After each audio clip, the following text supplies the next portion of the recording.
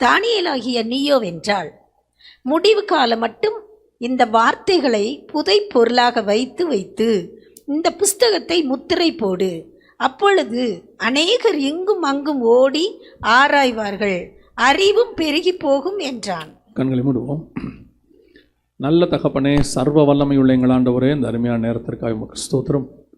2 நாட்களும் இப்படி கிருபை, இரக்கம், தயவு எங்களோடு கூட இருந்ததுக்காக நன்றி. நாட்களை விசேஷித்துக் கொள்ளுகிறவன் கர்த்தருக்கென்று விசேஷித்துக் கொள்ளுகிறான் என்ற வசனத்தின்படி இந்த நாட்களை நாங்கள் உமக்கென்று விசேஷித்துக் கொண்டோம். தேவனாகிய கர்த்தர் எங்களுக்கு இந்த நாட்களை ஆயத்தமாக்கி கொடுத்தீர். இப்படி சமூகத்தில் இப்பொழுதும் உட்கார்ந்துருக்கிறோம். இந்த ராத்திரி வேளையிலும் எங்களோடு கூட பேசுங்க, இடைபடுங்க. தேவ ஆவியானவர் பொறுப்பெடுத்துக் கொள்ளுங்க. இப்படி மகிமையுள்ள கரத்தில் எங்களை தாழ்த்துகிறோம் எங்கள் ஆண்டவர் இயேசு கிறிஸ்துவின் நாமத்தில் பிதாவே. அல்லேலூயா. இந்த லைட் வேணுமா?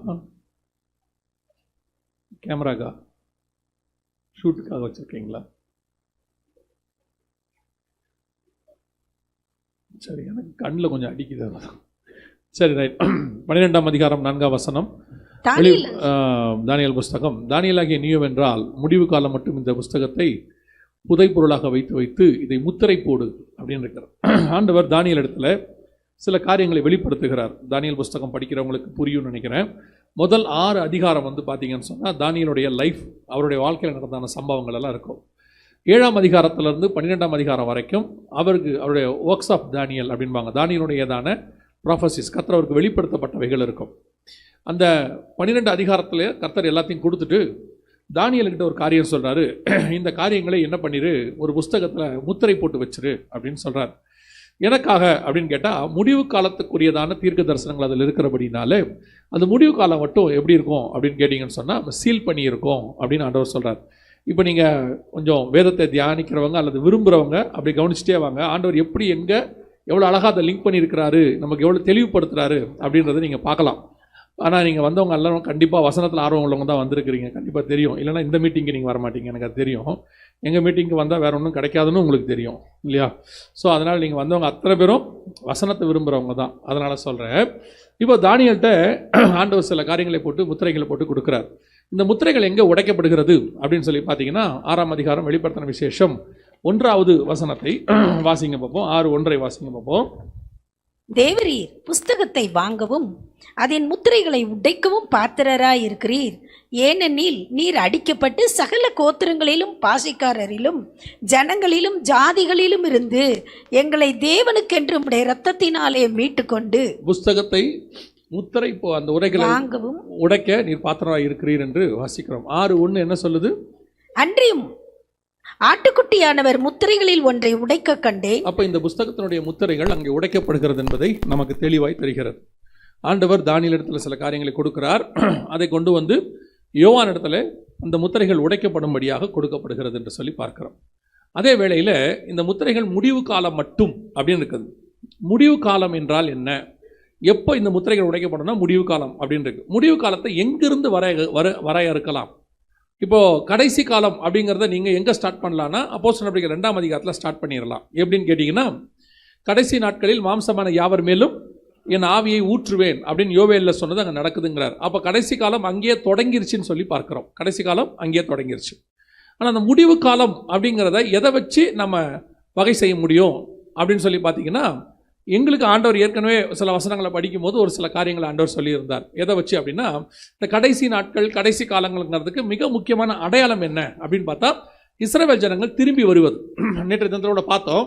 நேரடி வசனம் வாசிங்க. ஓசியாவின் புஸ்தகம் 3ஆம் அதிகாரம் 5வது வசனத்தை வாசிங்க. ஓசியா 3:5. இஸ்ரவேல் புத்திரர் திரும்பி தங்கள் தேவனாகிய கர்த்தரையும் தங்கள் ராஜாவாகிய தாவீதையும் தேடி கடைசி நாட்களில் கர்த்தரையும் அவருடைய தயவையும் நாடி அஞ்சிக்கையாய் வருவார்கள். அப்ப இஸ்ரவேல் ஜனங்க எப்ப திரும்பி வராங்களோ அது என்ன காலம்? கடைசி நாட்கள் அப்படின்னு அர்த்தம். அப்ப கடைசி நாட்களில் தான் இந்த முத்திரைகள் உடைக்கப்படணும் அப்படின்னு.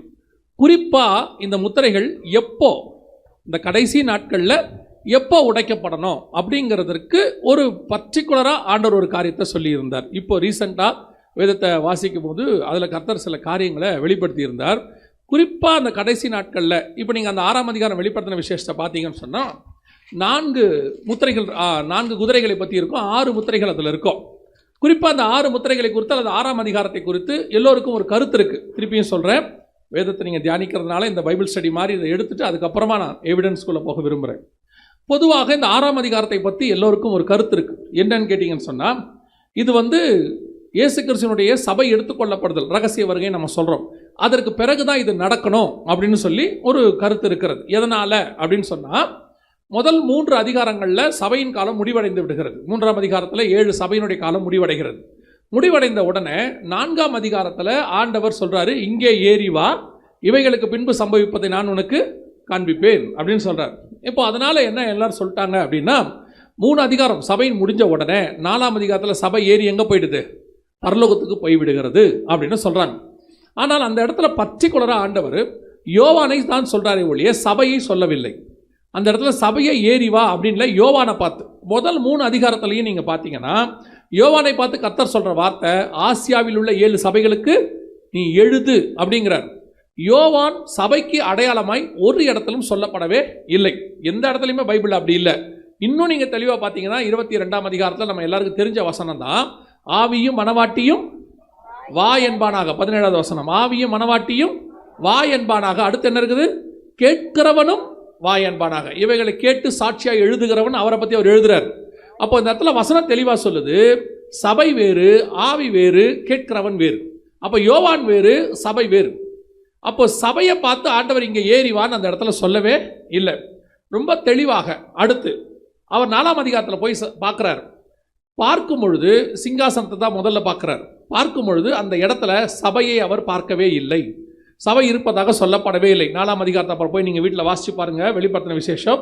இதோ ஒரு சிங்காசனத்தை கண்டேன், அதில் ஒருவர் வீற்றிருந்தார், அவர் பார்வைக்கு வஜ்ரக்கல்லுக்கும் பதுமராகத்துக்கும் ஒப்பாக இருந்தார். சிங்காசனத்தை சுற்றி ஒரு வானவில் இருந்தது, 7 ஆவிகள் இருந்தது, 4 ஜீவன்கள் இருந்தது, 24 மூப்பர்கள் இருந்தார்கள். சிங்காசனத்தை சுற்றி கண்ணாடி கடல் இருந்தது. எல்லாமே இருக்கு. சபை இருக்கிறதை அவர் பார்க்கவே இல்லை. சபையை அங்கே பார்த்ததாக சொல்லப்படவே இல்லை.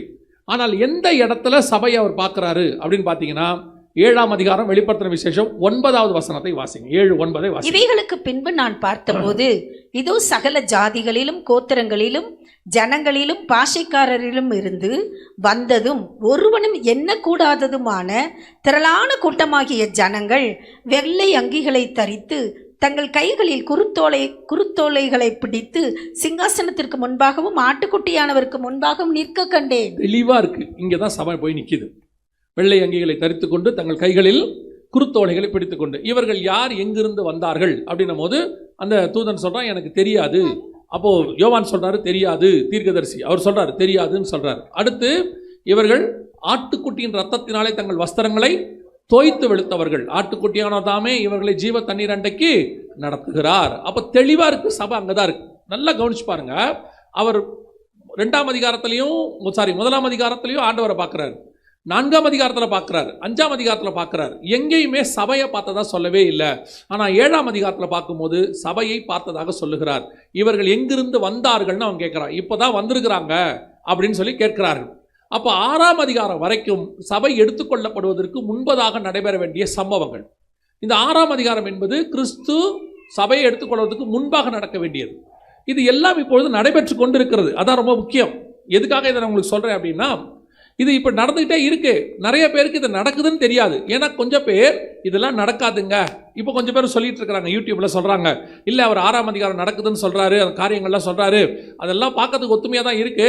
ஆனால் 6ஆம் அதிகாரம் இப்போ நடக்காது. சரி, எப்போ தான் நடக்கும்? சபை எப்போ போகும்? அந்த 7ஆம் அதிகாரத்தில் இருக்கிற ஜனங்க யாருன்னா அதுக்கு பதில் கிடையாது. கேட்டால் அவங்க சொல்றாங்க, பல வருஷமா எங்களுக்கு அப்படி சொல்லி கொடுத்துருக்குறாங்க.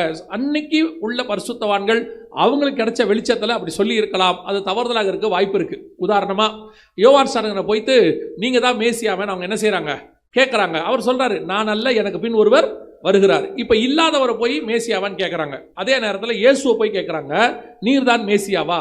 இப்போ அவர் சொல்றாரு, நான் உங்களுக்கு பல முறை சொன்னேன், நீங்கள் என் மந்தையின் ஆடுகளா இராதபடியினாலே நீங்கள் என்னை ஏற்றுக்கொள்ளவில்லை, விசுவாசிக்கவில்லைங்கிறாரு. அப்ப என்ன அர்த்தம்? இல்லாதவரை போய் அவங்க கேட்கறாங்க, அதை அவங்க நம்பல. அதே நேரத்தில் இருக்கிறவரை போய் கேட்கறாங்க, சொல்றாரு, அதை இவங்க நம்பல. சில நேரத்தில் வசனம் இருக்கும், வெளிச்சம் அந்த நேரத்துக்கு தான் வெளிப்படும். அப்போ இவங்களாம் என்ன சொல்றாங்கன்னா, அந்த காலத்திலே எங்களுக்கு சொல்லிட்டாங்க 6ஆம் அதிகாரம் பின்னாடி தான் நடக்கும் அப்படின்னு. ஆனால் எதுக்காக உங்களுக்கு திருப்பி திருப்பி இதை நான் சொல்றேன்னா, 6ஆம் அதிகாரம் இப்போ நடந்துகிட்டு இருக்கு. அது நடக்குதுருக்கு, இந்த சம்பவங்கள் நமக்கு நடக்குதுன்னு தெரிஞ்சா மட்டும்தான் நீங்கள் அதற்கு ஆயத்தப்பட முடியும். இப்போ யோசிச்சு பாருங்க, வானத்தில் நட்சத்திரம் வந்துருச்சு. இப்போ வானசாஸ்திரிகள் பார்த்துட்டாங்க அடையாளத்தை. அவங்க வந்து சொல்றாங்க, யூதருக்கு ராஜா பிறந்திருக்கிறாரு எங்க அப்படின்னு கேட்குறாங்க. அதற்கு பிறகுதான் ஏரோதும் எருசலேம் நகரத்தாரும் வேத வசனத்தையும் ஆராய்ஞ்சு பார்க்குறாங்க. அதுக்கப்புறம் தான் அவங்களுக்கு தெரியுது, ஆமா ஆமா பெத்லகேம்ல அவர் பிறப்பாருன்னு இருக்கு அப்படின்னு சொல்றாங்க. ஆனால் வசனம் சொல்லுது காலம் நிறைவேறின போது அப்படின்னு. பல நேரத்தில் நாம் அறியாமல், நமக்கு தெரியாமல், ஆனால் பைபிளில் தீர்க்கதரிசனம் நடந்துக்கிட்டே இருக்கோம், நாம தெரிஞ்சுக்காம உட்காந்துருப்போம், அவ்வளோதான். அதுக்கு காரணம் கர்த்தர் அல்ல, அதுக்கு காரணம் அவர் அல்ல. அவர் சொல்றாரு, வெளிப்படுத்துறாரு, அடையாளங்களை காட்டுறாரு. ஆனால் அதை வச்சு கண்டுபிடிக்க வேண்டியது நம்முடைய வேலைத்தானே ஒழிய, இன்னும் நடக்கலை, நடக்காது, ஆகாதுன்னு சொன்னால் அதுக்கு பொறுப்பு அவர் அல்ல. எதுக்கு இவ்வளோ தெளிவாக சொல்கிறேன்னா, ஒரு பெரிய கூட்டமே இல்லை 6ஆம் அதிகாரம் இப்போலாம் நடக்காது நடக்காதுன்னு சொல்கிறாங்க. அதில் பாதிக்கு மேலே நம்ம கிராஸ் ஆகிட்டோம், பாதியை தாண்டிட்டோம். நாங்கள் இந்த காரியங்கள் ஒவ்வொன்றும் நடக்கிற காலத்திலேருந்தே இது நடக்குதுன்னு ஆரம்பத்தில் நாங்கள் சொல்லும் போது 2012 சொல்லும் பொழுது அநேகர் இல்லை அவர் தப்பான கள்ள தீர்க்கதரிசனம் சொல்கிறாரு, கள்ள போதகம் பண்ணுறாரு அப்படின்னாங்க. ஆனால் ஆவியானவர் தொடர்ந்து அது செலவு சொல்லிகிட்டே இருந்தார்.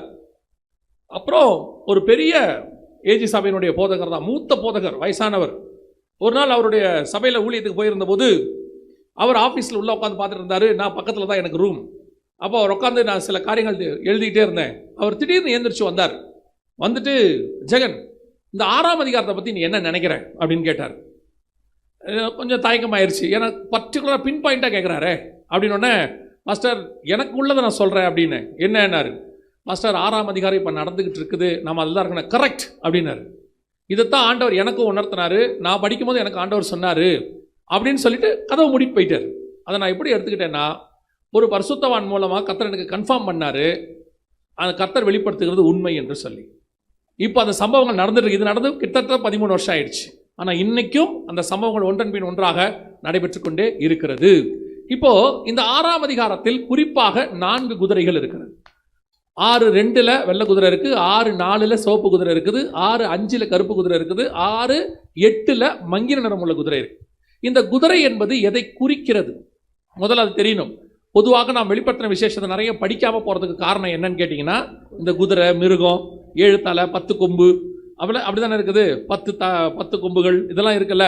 இதை படிக்க படிக்க நமக்கு என்ன தோணுதுன்னா, ஐயோ கொஞ்சம் பார்க்கறதுக்கு விகாரமா இருக்குதே அப்படின்னு தோணுது.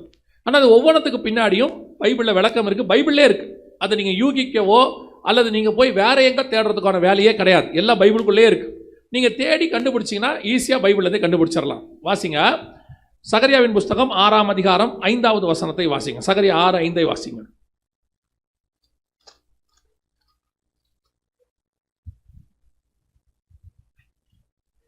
அந்த தூதன் எனக்கு பிரதியுத்தரமாக, இவைகள் சர்வலோகத்துக்கும் ஆண்டவராய் இருக்கிறவருடைய சமூகத்தில் நின்று புறப்படுகிற வானத்தினுடைய 4 ஆவிகள் என்றார். வானத்தினுடைய 4 ஆவிகள் என்றார். அதே 6ஆம் அதிகாரத்தில் 1 முதல் 4 வசனத்தில் இந்த 4 குதிரைகள் இருக்கிறது. சிவப்பு, கருப்பு, வெள்ளை, மங்கிர நிறமுள்ள குதிரை, புள்ளி புள்ளியான குதிரை அப்படிலாம் இருக்கு. இந்த குதிரைகளுக்கு விளக்கம் என்னன்னா, கர்த்தருடைய திட்டத்தை பூமியில் செய்கிறதான ஆவிகள், பணிவிடை ஆவிகள் நம்ம சொல்றோம் இல்லையா. இப்போ நீங்க உலகத்தில் பார்த்தீங்கன்னு சொன்னா, கவர்மெண்ட்ல ஒரு உத்தரவு போடுவாங்க. அந்த உத்தரவை அதுக்கு கீழே இருக்கிற மந்திரி கிட்ட வரும், அந்த துறை மந்திரி. அந்த துறை மந்திரி என்ன பண்ணுவார், எனக்கு கீழே இருக்கிற IAS ஆஃபீஸர் அனுப்புவார். அந்த ஆஃபீஸர் என்ன பண்ணுவார், அந்த இடத்துல இருக்கக்கூடியதான அதிகாரிகளுக்கு அனுப்புவார்.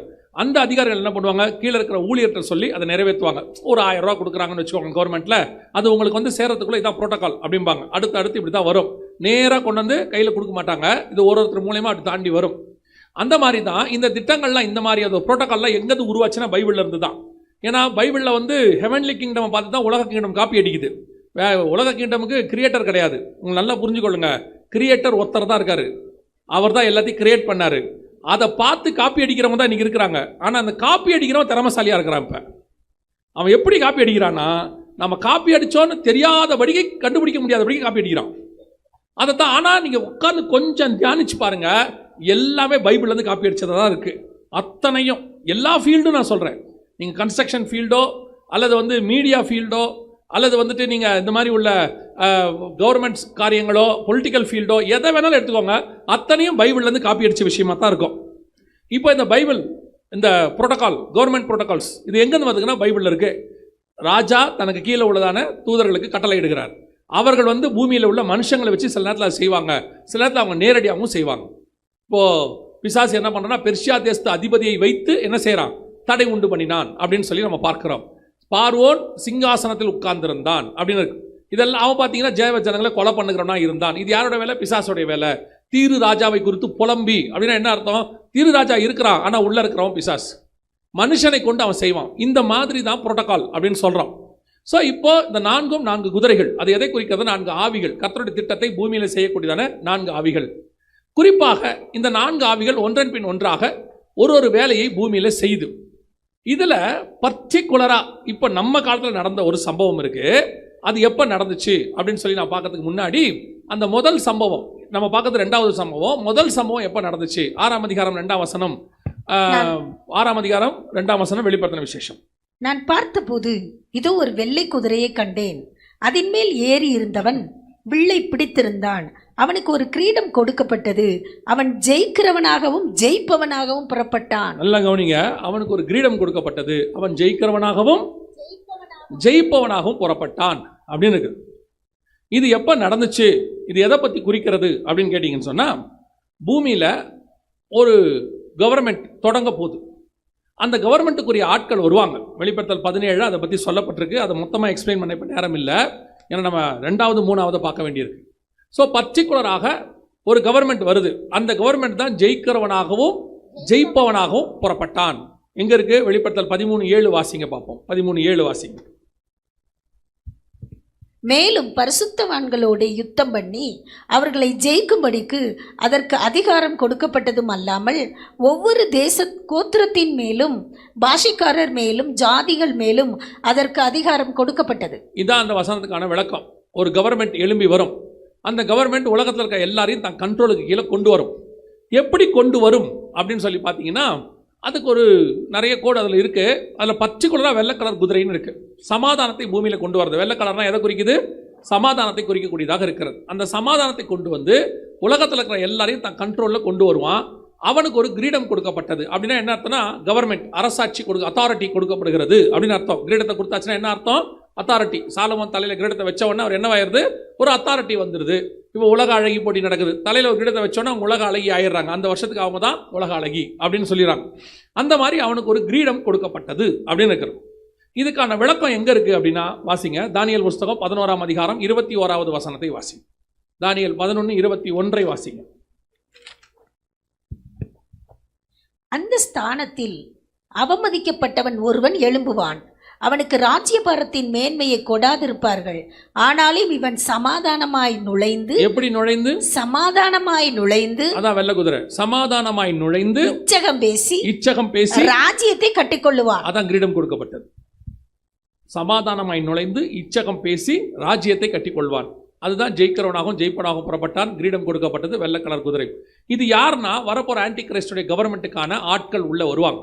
வந்து அவங்க எப்படி பூமிக்குள்ள அவங்க கவர்மெண்ட்டை ஸ்தாபிக்க தொடங்குவாங்கன்னா, சமாதானத்தை அறிவிக்கிறவர்களாக தொடங்குவாங்க. நாங்கள் 2004 இந்த ஊழியத்தை செய்கிறோம். 2008 சிடி, அந்த காலத்தில் சிடி இருந்துச்சு, சிடி போட்டுக்கிட்டு இருந்தோம். அந்த சிடியிலேயே இந்த மாதிரி ஆன்டி கிரைஸ்டுடைய கவர்மெண்ட் ஐரோப்பாவில் 10 நாடுகள் கூட்டமைப்பு தொடங்குது அப்படின்றத சொல்லிட்டு இருந்தோம். அதுக்கு வலு சேர்க்கிற விதமா 2012 ஒரு சம்பவம் நடந்துச்சு. கவனிங்க, இதை பாருங்க. இது 2012 நடந்தது. Despite a year marked by one of the worst crises in decades and repeated scenes of social unrest across the continent, the European Union has been awarded the 2012 Nobel Peace Prize. The Norwegian Nobel Committee has decided that the Nobel Peace Prize for 2012 is to be awarded to the European Union. இது 2012க்கான சமாதானத்துக்கான Nobel பரிசு ஒரு கவர்மெண்ட்டுக்கு கொடுக்கப்பட்டது. எந்த கவர்மெண்ட்னா, European யூனியனுக்கு கொடுக்கப்பட்டது. European யூனியனுக்கு கொடுக்கப்பட்டது. இந்த சமாதானத்துக்கான Nobel பரிசு இதுவரைக்கும் ஒரு கவர்மெண்ட்டுக்கு கொடுக்கப்பட்டதே இல்லை லைஃப்ல. அது சமாதானத்துக்கான அந்த நோபல் பரிசுன்னு ஒன்று தொடங்கின காலத்துல இருந்து 2025 வரைக்கும், இது நடந்தது 2012, 2025 வரைக்குமே ஒரு கவர்மெண்ட்டுக்கு சமாதானத்துக்கான நோபல் பரிசு கொடுத்ததில்ல. மனுஷனுக்கு தான் கொடுப்பாங்க. மனுஷன் தான் என்ன செய்வாரு? சமாதானத்தை ஏற்படுத்துவார். 2 பேருக்கு நடுவில் சமாதானம் பண்ணுகிறவர்கள் பாக்கியவான்கள் அப்படின்னு இருக்குது. ஆனா இந்த இடத்துல தான் ஃபர்ஸ்ட் டைம் சமாதானத்துக்கான நோபல் பரிசு ஒரு கவர்மெண்ட் கொடுக்கப்பட்டது. இந்த கவர்மெண்ட் பூமியில சமாதானத்தை கொண்டு வந்துச்சுன்னு சொல்றாங்க. First world war, second world war, இது ரெண்டுத்துக்கும் காரணமா இருந்தது யூரோப்பா கண்டம் தான். அதற்கு பிறகு அங்க உலக யுத்தம் வராம தடுத்து அந்த இடத்துல சமாதானத்தை உலகம் முழுக்க கொண்டு வந்தது யாருன்னா இந்த யூரோப்பியன் யூனியன் தான் அப்படின்னு சொல்லி அவர்களுக்கு சமாதானத்துக்கான நோபல் பரிசு அவங்க கொடுத்தாங்க. கவனிச்சுக்கொள்ளுங்க, இந்த சமாதானத்துக்கான நோபல் பரிசு பெற்று பூமியில ஒரு சமாதானத்துக்கான அரசாக ஐரோப்பியன் யூனியன் ஃபார்ம் ஆச்சு. 10 நாடுகள் கூட்டமைப்பு. அதான் ரொம்ப அதுல விசேஷமே என்னன்னா, அதோட ஹெட் குவார்ட்டர்ஸ்ல 10 பேர் தான் இருப்பாங்க. 10 நாடுகள் தான் இருக்கும். அதுக்கு ஆதியில் அதுக்கு வேற ஒரு பேர் உண்டு, ஆலமனி, ஸ்விசிகோத், பிரான்ஸ்னு வேற பேர் உண்டு. இப்ப நம்ம காலத்துல அதுக்கு பேர் வெஸ்டர்ன் யூரோப்பியன் யூனியன் பேரு, WEU அப்படின்னு சொல்லுவாங்க. இது 2012 நோபல் பரிசு வாங்கி இதுதான் அந்த நாடுங்கிறத கன்ஃபார்ம் பண்ணுச்சு, கர்த்தர் தெரியப்படுத்தினார்.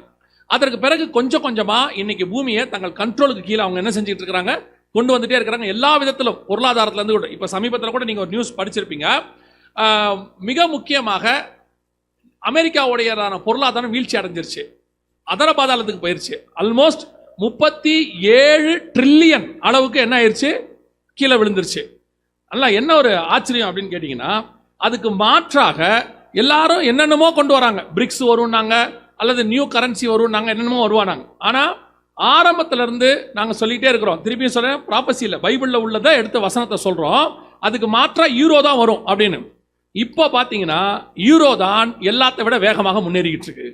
என்ன போட்டிருக்காங்கன்னா, வேர்ல்டு எக்கனாமிக்கல் ஃபாரம்னு ஒன்று சொல்லுவாங்க, WEUன்னு சொல்லுவாங்க, வேர்ல்டு எக்கனாமிக்கல் ஃபாரம். அதில் நீங்கள் பார்த்தீங்கன்னு சொன்னால் அவன் எழுதியிருக்கிறான், யூரோ மிக வேகமாக வளருகிறது, அதாவது டாலருக்கு மாற்றாக வருகிறதுன்னு எழுதியிருக்கான். ஆன்டி கிரைஸ்டுடைய கவர்மெண்ட் ஆளுகைக்கு வருகிறதுன்னு அர்த்தம். கொஞ்சம் கொஞ்சமாக அவங்களுடைய கவர்மெண்ட், ஒரு பெரிய ஆள் ஒருத்தர், கொஞ்சம் நல்லா படித்தவர் ஒருத்தர் ஃபோன் பண்ணி சொன்னார், யூரோப்புக்கு கவர்மெண்ட்டுக்கு ராணுவமே இல்லைங்க, யூரோப்பியன் யூனியனுக்கு, அவங்க எப்படி உலகத்தை பிடிப்பாங்க, there is no military அப்படின்னு சொன்னார். ஆனால் பைபிள் படி அவங்க பிடிக்கணும். அப்போ நான் அவங்க சொன்னேன், இப்போ இல்லாமல் இருக்கலாம், கண்டிப்பாக யூரோப்புக்கு என்ன வரும், மிலிட்ரி ஒன்று வரும். இப்போ யூரோப்புக்கு மிலிட்ரி வந்துருச்சு. அதுவும் என்ன சொல்லியிருக்கிறாங்கன்னா, இனி அமெரிக்காவை நம்ப முடியாது, நமக்குன்னு ஒரு மிலிட்ரி வேணும்னு எத்தனையோ ட்ரில்லியன் மிலிட்ரிக்காக ஒதுக்கி இருக்கிறாங்க யூரோப்பியன் கவர்மெண்ட்ல. இப்போ உலகத்திலே மிகப்பெரிய மிலிட்ரி அவங்க உருவாக்கிட்டு இருக்கிறாங்க. யோசிச்சு பாருங்க, கரன்சியும் மேல வந்துருச்சு, பணபலம், மிலிட்ரி, படைபலம், ஒரு அரசாங்கம் நம் கண்களுக்கு முன்பாக உருவாகுது. உங்களுக்கு தெரியும் நினைக்கிறேன், 1789 இருந்து அமெரிக்கா இருக்குது. ஆனா வல்லரசா உலகத்தை ஆளுகை செய்தது 1943 ஹிரோஷிமா நாகாசாக்கி மேல குண்டு போட்ட பிறகு. அது அமெரிக்க டாலர் ஆளுகைக்கு வந்தது 1931. ஆனா யூரோ வந்தது 2001, 2012 தான் சமாதானத்துக்கான நோபல் பரிசு. இன்னைக்கு உலகத்தை ஆளுகை செய்யற இடத்துக்கு வந்துருச்சு. முதலாவது முத்திரை நம் கண்களுக்கு முன்பாக உடைக்கப்பட்டு எழுத்துக்கு எழுது ஒவ்வொரு விஷயமாக நிறைவேறிக் கொண்டே இருக்கிறது. இதுல வரக்கூடிய கடைசி ராஜா தான் ஆன்டி கிரைஸ்ட். அந்த ராஜா வருவதற்கு முன்பதாக உங்களையும் என்னையும் மீட்க வருவேன் என்று இயேசு வாக்கு பண்ணி இருக்கிறார். அல்லேலூயா. கண்ணுக்கு முன்னாடி எரேமியா வந்து சொல்லுவாரு, நேபுகாத் நேச்சார் வரப்போகிறான். ஒரு கூட்டம் சொல்லிச்சு, வரமாட்டான், அதெல்லாம் கிடையாது, சிதேக்கியா ராஜா பிடிச்சி அப்புறம் எரேமியாவை பிடிச்சி காவல் வீட்டில் போட்டாராமா, அதெல்லாம் நடக்காது, இருந்தாலும் சும்மா தேவதூஷணம் சொல்றான்னு நடந்துச்சு. அதே மாதிரி தான் சொல்றோம், ஒரு மிகப்பெரியதான சர்வாதிகார அரசாங்கம் உலகம் முழுக்க எழும்ப போகுது. இப்போ அதுக்கான வேலைகள் எல்லாம் நடந்துகிட்டு இருக்குது. எனக்கு தெரிஞ்சு 70 வருஷமா நடக்குது. நம்ம கண்ணுக்கு முன்னாடி 20 வருஷமா மிக வேகமாக வளருது. இதை நீங்க உங்க இருதயம் திறக்கப்பட்டாலொழிய இதை உங்களால் புரிந்து கொள்ள முடியாது. வேதத்தில் சொன்ன தீர்க்க தரிசனங்கள் வார்த்தைகளில் ஒன்று கூட தவறி போகவில்லை. கர்த்தர் சொன்னது எல்லாம் ஆமென்றும் ஆமென்றும் நடக்குது. இங்க என்ன பிரச்சனைனா, நோவா காலத்து ஜனங்க மாதிரி நீங்க இருக்கிறதுனால, புசித்து குடித்து பெண் கொண்டு பெண் எடுத்து, இந்த தவிர உங்க மைண்ட்ல வேற ஒண்ணுமே இல்லைங்கிறதுனால இந்த வசனம் உள்ள போகவே மாட்டேங்குது. கேட்கும் போது கேட்குறீங்க, அதாவது இந்த மாற்று கருத்து மேல அப்படியே கேட்கும் போது நீங்க எப்படி பாத்தீங்கன்னா த்ரில்லர் மூவியை பாக்குற மாதிரி உட்காந்துருக்கீங்க. அப்படி இல்லாமா நடக்குது, நடந்துருச்சா, அப்படியா, அப்படியே செருப்பு போட்டு போகும்போது அதெல்லாம் வரும், இப்ப வராது, நீங்க முதல்ல பண்ற வேலையை பாருங்க, அவ்வளவுதான், முடிஞ்சிருச்சு. ரொம்ப ஈஸியா பிசாசு கற்பாறையில் வந்த விதை மாதிரி உங்களை எழுதி தூக்கி போட்டு போயிட்டே இருக்கான். அடுத்து உங்களை நிறைய வச்சிருக்கான், புசித்து குடித்து பெண் கொண்டு பெண் எடுத்து, லோத்துவின் காலத்தில் வந்த மாதிரி, நோவா காலத்தில் வந்த மாதிரி பிஸி ஷெட்யூல்ல இருக்கீங்க நீங்க. ஸோ இந்த வசனத்தை உங்களுக்குள்ள போகவே விட மாட்டேங்க. நான் சொல்றது ஆவிக்குரியவர்கள், அப்புறம் எப்படி உலகத்தானுக்கு போகும்? என்ன கேட்டா உங்களை விட அவன் பயப்படுறான், அவனுக்கு பயம் இருக்கு. கொரோனா வந்த உடனே விசுவாசிக்கு கூட அந்த ஆயத்தம் இல்லை, அவன் ஆயத்தமாயிட்டான், அந்த அளவுக்கு கடவுளை தேட ஆரம்பிச்சிட்டான். அதனால தயவு செய்து இந்த வசனங்களை புரிஞ்சு கொள்ளுங்க. இனி காலம் கண்டிப்பாக செல்லாது, நம் கண்களுக்கு முன்பாக ஒவ்வொரு சம்பவமாக நடக்குது. ரெண்டாவது, இதான் ரொம்ப இம்பார்ட்டன்ட், நம்ம காலத்துல இது நடந்துச்சு. 6ஆம் அதிகாரம் 4ஆம் வசனம், வெளிப்படுத்தின விசேஷம் வாசிங்க பாப்போம்.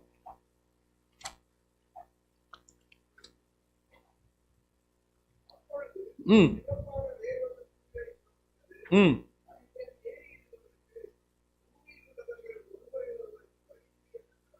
ம் ம் நான் ஒன்று சொன்னா கோச்சிப்பீங்களா? நேத்தே அவ்வளோ சொல்லிட்ட, கோச்சிக்கல, இப்போ என்ன கோச்சிக்க போனோம் அப்படின்னு கேட்குறீங்களா? சர்ச்சுங்கிறது ஒரு ஒழுக்கமான இடம். சர்ச்சுங்கிறது நான் ரொம்ப மதிப்பேன், ஏன்னா எங்கள் பாஸ்டர் எங்களுக்கு அப்படி தான் சொல்லி கொடுத்தாரு. இங்கே உட்காந்துக்கிட்டு நீங்கள் பண்ணுற சேட்டை எனக்கு மேலேருந்து தெரியுது, எனக்கு கோபமாக வருது. பாஸ்டர் பார்த்தா அவங்களுக்கும் கோபம் வரும். தயவு செய்து இதுக்கு ஒரு மரியாதை கொடுங்க. நான் என் வார்த்தைக்காக சொல்லலை, இங்கே கொடுக்குற வார்த்தைக்காக சொல்ல, சர்ச்சுக்கே கொடுங்க. நீங்கள் உட்காந்துருக்கிறது ஒரு சிலர்லாம் பண்ணுற வேலை எப்படி இருக்கு தெரியுமா? சினிமா தேட்டரில் உட்காந்துட்டு சேட்டை பண்ணுற மாதிரி உட்காந்துருக்கீங்க. சும்மா கேஷுவலாக பபுள் கம்ம மென்னுக்கிட்டு எவ்வளோ இருக்கும் உங்கள் இருதயத்தில்.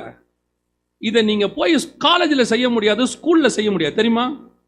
அடித்து வெளியே பற்றி விடுவான். இங்கே உட்காந்துக்கிட்டு அவ்வளோ கேஷுவலாக இருக்கிய. அப்போனா உங்கள் இருதயத்தில் என்ன ஓடுதுன்னா, ஒரு மரியாதையை ஒரு இடத்துக்கு கொடுக்கணுங்கிறது உங்களுக்கு ஒன்று தெரியாமல் இருந்திருக்கலாம். தெரிஞ்சுக்கோங்க இனிமேட்டு.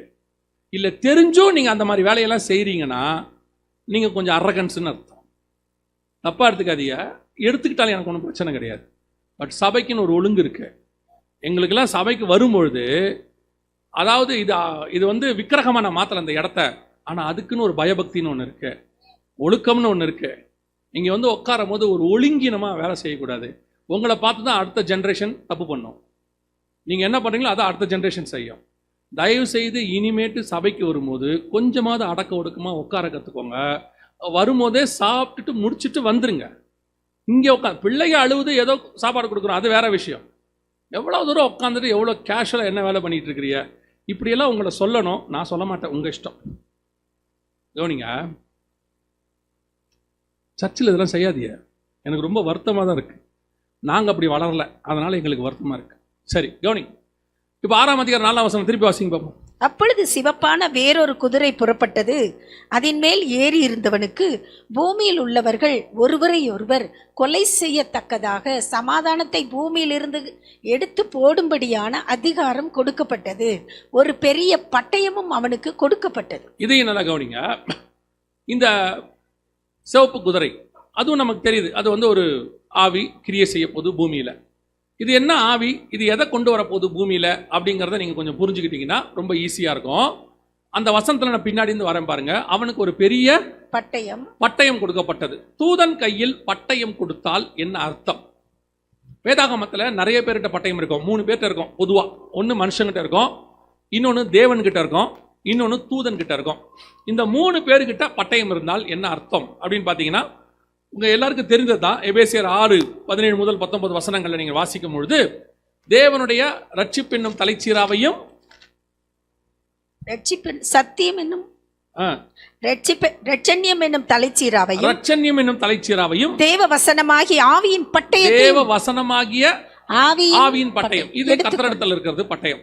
மனுஷங்கிட்ட பட்டயம் இருந்தால் யுத்தம். உங்க எல்லாருக்கும் தெரியும். சண்டை போட வருவான், கத்தி எடுத்துட்டு வருவான். கோலியாத்து பட்டயத்தை கொண்டு வந்தாரு, இது எல்லாருக்கும் தெரியும். தூதன் கையில் பட்டயம் இருந்தால் என்ன அர்த்தம்? வாசிங்க. 1 நாளாகமத்தின் புஸ்தகம் 21ஆம் அதிகாரம் 12வது வசனத்தை வாசிங்க. 1 நாளாகமம் 21:12. First Chronicles 21:12. 3 வருஷத்து பஞ்சமோ அல்லது உன் பகைஞரின் பட்டயம் உன்னை பின்தொடர நீ உன் சத்துருக்களுக்கு முன்பாக முறிந்தோடி போகச் செய்யும் 3 மாத சங்காரமோ அல்லது 3 நாள் கர்த்தருடைய தூதன் இஸ்ரவேலுடைய எல்லை எங்கும் சங்காரம் உண்டாகும்படி தேசத்தில் நிற்கும் கர்த்தருடைய பட்டயமாகிய கொள்ளை நோயோ. அப்ப தூதன் கையில் பட்டயம் இருந்தா என்ன வரும்? கொள்ளை நோய். இல்ல தூதன் கையில் இருக்குதா அப்படி நீங்க கேட்டீங்கன்னா 16வது வசனம் வாசிங்க. அதிலே 16. தாவீது தன் கண்களை ஏறெடுத்து பூமிக்கும் வானத்திற்கும் நடுவே நிற்கிற கர்த்தருடைய தூதன் உருவின பட்டயத்தை தன் கையில் பிடித்து அதை எருசலேமின் மேல் நீட்டி இருக்க கண்டான். இதேதான் வெளிப்படுத்தல் 6:4 இருக்கு. ஒரு பட்டயத்தை பூமியின் மேல் அவன் நீட்டி இருந்தான் அப்படின்னு இருக்கு. அன்னைக்கு என்ன வந்துச்சு எருசலேம்ல? 14வது வசனம் வாசிங்க. 14. ஆகையால் கர்த்தர் இஸ்ரவேலிலே கொள்ளை நோயை வரப்பண்ணினார். அப்ப தெளிவா இருக்கு வசனம். பட்டயத்தை எடுத்தா என்ன வரும்? கொள்ளை நோய் வரும். இப்ப 6ஆம் அதிகாரம் 4ஆம் வசனத்துக்கு வந்துருங்க. வெளிப்படுத்தின விசேஷத்துல மிக துல்லியமாக வசனம் சொல்லுது. தூதன் கையில் ஒரு பட்டயம் பூமி எங்கும் நீட்டப்பட்டிருந்தது, பூமியில் உள்ளவர்கள் அப்படின்னு இருக்கு. அப்போ ஒரு பெரிய கொள்ளை நோய் வரணும். இந்த கொள்ளை நோய் எப்ப வரணும்? அதான் ரொம்ப இம்பார்ட்டன்ட். இந்த சிவப்பு குதிரை எப்ப வரணும் அப்படிங்கிறதுக்கு நீங்க சகரியாவின் புஸ்தகத்துக்கு வரணும். சகரியாவின் புஸ்தகம் 1ஆம் அதிகாரம், சகரியாவின் புஸ்தகம் 1ஆம் அதிகாரம் 8வது வசனம் ஃபர்ஸ்ட் வாசிங்க பாப்போம். இதோ இன்று ராத்திரி சிவப்பு குதிரையின் மேல் ஏறி இருந்த ஒரு புருஷனை கண்டேன். அவர் பள்ளத்தாக்கில் இருக்கிற மிருது செடிகளுக்குள்ளே நின்றார். அவருக்கு பின்னாலே சிவப்பு மங்கின நிறமும் வெள்ளையுமான குதிரைகள் இருந்தன. வெண்மையுமான குதிரைகள் இருந்தன. 12வது வசனம். அப்பொழுது கர்த்தருடைய தூதன் மறுமொழியாக, சேனைகளின் கர்த்தாவே, இந்த 70 வருஷமாய் நீர் கோபம் கொண்டிருக்கிற எருசலேமின் மேலும் யூதா பட்டணங்களின் மேலும் எந்த மட்டும் இறங்காதிருப்பீர் என்று சொல்ல, 15வது வசனம். நான் கொஞ்சம் கோபம் கொண்டிருந்த போது அவர்கள் தங்கள் கேட்டை அதிகரிக்க தேடினபடியினால் சுகமாய் வாழுகிற புறஜாதிகள் பேரில் நான் கட்டும் கோபம் கொண்டேன். இப்போ சிவப்பு குதிரை கரெக்டா இஸ்ரவேலுடைய, குறிப்பா எருசலேமுடைய, அந்த இஸ்ரவேல் தேசத்தினுடைய 70வது வருஷத்துல அது நடக்கணும். அது 70வது வருஷத்துல இது நடக்கணும். இஸ்ரவேல் ஜனங்கள் திரும்பி வந்ததுதான் கடைசி காலத்துக்கான அடையாளம். அந்த 70வது வருஷம் முடியும் போது இந்த கொள்ளை நோய் பூமி மேல வரணும். உலகம் முழுக்க வரணும். பூமி முழுக்க கரெக்டா நல்லா கவனிச்சு பாருங்க. உங்க எல்லாருக்கும் தெரிஞ்சதுதான் 1948 இஸ்ரவேல் ஜனங்கள் விடுதலை ஆனார்கள். அதான் உங்களுக்கு சொன்னேன், கடைசி காலம் என்பது இஸ்ரவேல் திரும்பி வருவதை குறித்து சொல்லப்பட்டிருக்கிறது. ஓசியா 3:5 வாசிச்சோம். அவர்கள் வந்ததிலிருந்து சரியா 70 வருஷம் கழிச்சு 2019 ஒரு கொள்ளை நோய் தொடங்குச்சு. உங்க எல்லாருக்கும் தெரியும், ஞாபகம் இருக்கும்னு நினைக்கிறேன் இல்லையா? 2019 ஒரு கொள்ளை நோய் தொடங்குச்சு. சிவப்பு குதிரை 70 வருஷம் முடிஞ்ச உடனே புறஜாதிகள் மேல் மொத்த பேர் மேலையும் கர்த்தருடைய கோபம் வந்தது அப்படின்னு இருக்கு. அந்த கோபம் எப்படி இருந்துச்சுன்னா பூமி முழுக்க. இப்போ இன்னொரு வசனத்தை வாசிங்க. 6ஆம் அதிகாரம் சகரியாவின் புஸ்தகம், 6ஆம் அதிகாரம் சகரியாவின் புஸ்தகம் 7வது வசன வாசிங்க. சிவப்பு குதிரைகளோ வென்றால் புறப்பட்டு போய் பூமியிலே சுற்றி திரியும்படி கேட்டுக்கொண்டன. அதற்கு அவர், போய் பூமியில் சுற்றி திரியுங்கள் என்றார். அப்படியே பூமியிலே சுற்றி திரிந்தன. அதான் கொள்ளை நோய் 70 வருஷம் கழிச்சு பூமியின் மேல் சுற்றி திரியணும். இந்த கொள்ளை நோய் எப்படி ஜனங்களை பாதிக்கும் நல்லா கவனிங்க. 70 வருஷம் கழிச்சு இந்த சிவப்பு குதிரை புறப்படுற சிவப்பு குதிரை பூமி முழுக்க சுத்தி திரியும். இது மிக தெளிவாக ஒரு பட்டயம் கொள்ளை நோயாக இருக்கும். அது எப்படி ஜனங்களை பாதிக்கும்? வெளிப்படுத்தல் 6ஆம் அதிகாரம் 4ஆம் வசனத்தை திருப்பி வாசிங்க. ஏன்னா 2 இடத்துலயும் ஒரே விஷயம் தான் சொல்லியிருக்கு. இதுல விட்டது அதுல இருக்கு. அதுல 2ஐயும் சேர்த்து படிச்சீங்கன்னா தான் ஒரு பிக்சர் உங்களுக்கு கிடைக்கும். சகரியாவுக்கு ஆண்டவர் வெளிப்படுத்தினதுடைய அடுத்த பார்ட்டை யோவானுக்கு வெளிப்படுத்துறார். 2ம் 4 குதிரை தான், 2 சிவப்பு குதிரை தான். இந்த 2 பத்தின விளக்கம் தான் அங்க இருக்கு. இப்ப 6ஆம் அதிகாரம் 4ஆம் வசனம் வாசிங்க. அப்பொழுது சிவப்பான வேறொரு குதிரை புறப்பட்டது. அதன் மேல் ஏறி இருந்தவனுக்கு பூமியில் உள்ளவர்கள் ஒருவரை ஒருவர் கொலை செய்யத்தக்கதாக, நல்ல பூமியில் உள்ளவர்கள் ஒருவரை ஒருவர் உங்க எல்லாருக்கும் நல்லா தெரியும். மிக முக்கியமாக கொரோனா மனுஷன் வழியாய் மட்டும்தான் புறப்பட்டது. உங்க எல்லாருக்கும் தெரியும், ஒரு மனுஷன்ல இருந்து இன்னொரு மனுஷனுக்கு தண்ணி வழியாகவோ காத்து வழியாகவோ அது என்ன செய்யல, பரவல. அதுக்கு அந்த கிருமி வைரஸ் அதுக்கு ஒரு வெயிட் இருக்கு. அதுக்கு மேல அது போகாது. ஒரு மனுஷன் பேசினா எவ்வளவு தூரம் போகணும்? ஒரு 3 அடி 6 அடி 12 அடிக்குள்ளதான். அதனாலதான் நம்ம எல்லாரையும் கொடை பிடிச்சிக்கிட்டு நிக்க சொன்னாங்க. டிஸ்டன்ஸ், சோசியல் டிஸ்டன்ஸ் சொல்லுவாங்க. தமிழ்ல நமக்கு சொல்லும் போது தனித்திரு விழித்திரு விலகிரு அப்படின்னு சொன்னாங்க. ஏன் அந்த வார்த்தையை சொன்னாங்கன்னா, ஒருத்தர்ல இருந்து இன்னொருத்தருக்கு அது போச்சு. அதனாலதான் சொன்னாங்க, ஒரு குறிப்பிட்ட டிஸ்டன்ஸை தள்ளி நில்லுங்க, அது வராது. மாஸ்க் போட்டுக்கோங்க, போட்டுக்கிட்டா அது அவங்களுக்கு போகாது அப்படின்னு சொன்னாங்க. இந்த இவ்வளவு துல்லியமான வசனம் இதில் இருக்கு. சிவப்பு குதிரை குறித்து, கொள்ளை நோயை குறித்து. சரியாக எருசலேமின் 70வது வருஷத்துல 2018 எருசலேம் தலைநகராக மாறுச்சு. நேற்று எடுத்தோம், உங்களுக்கு தெரியும்.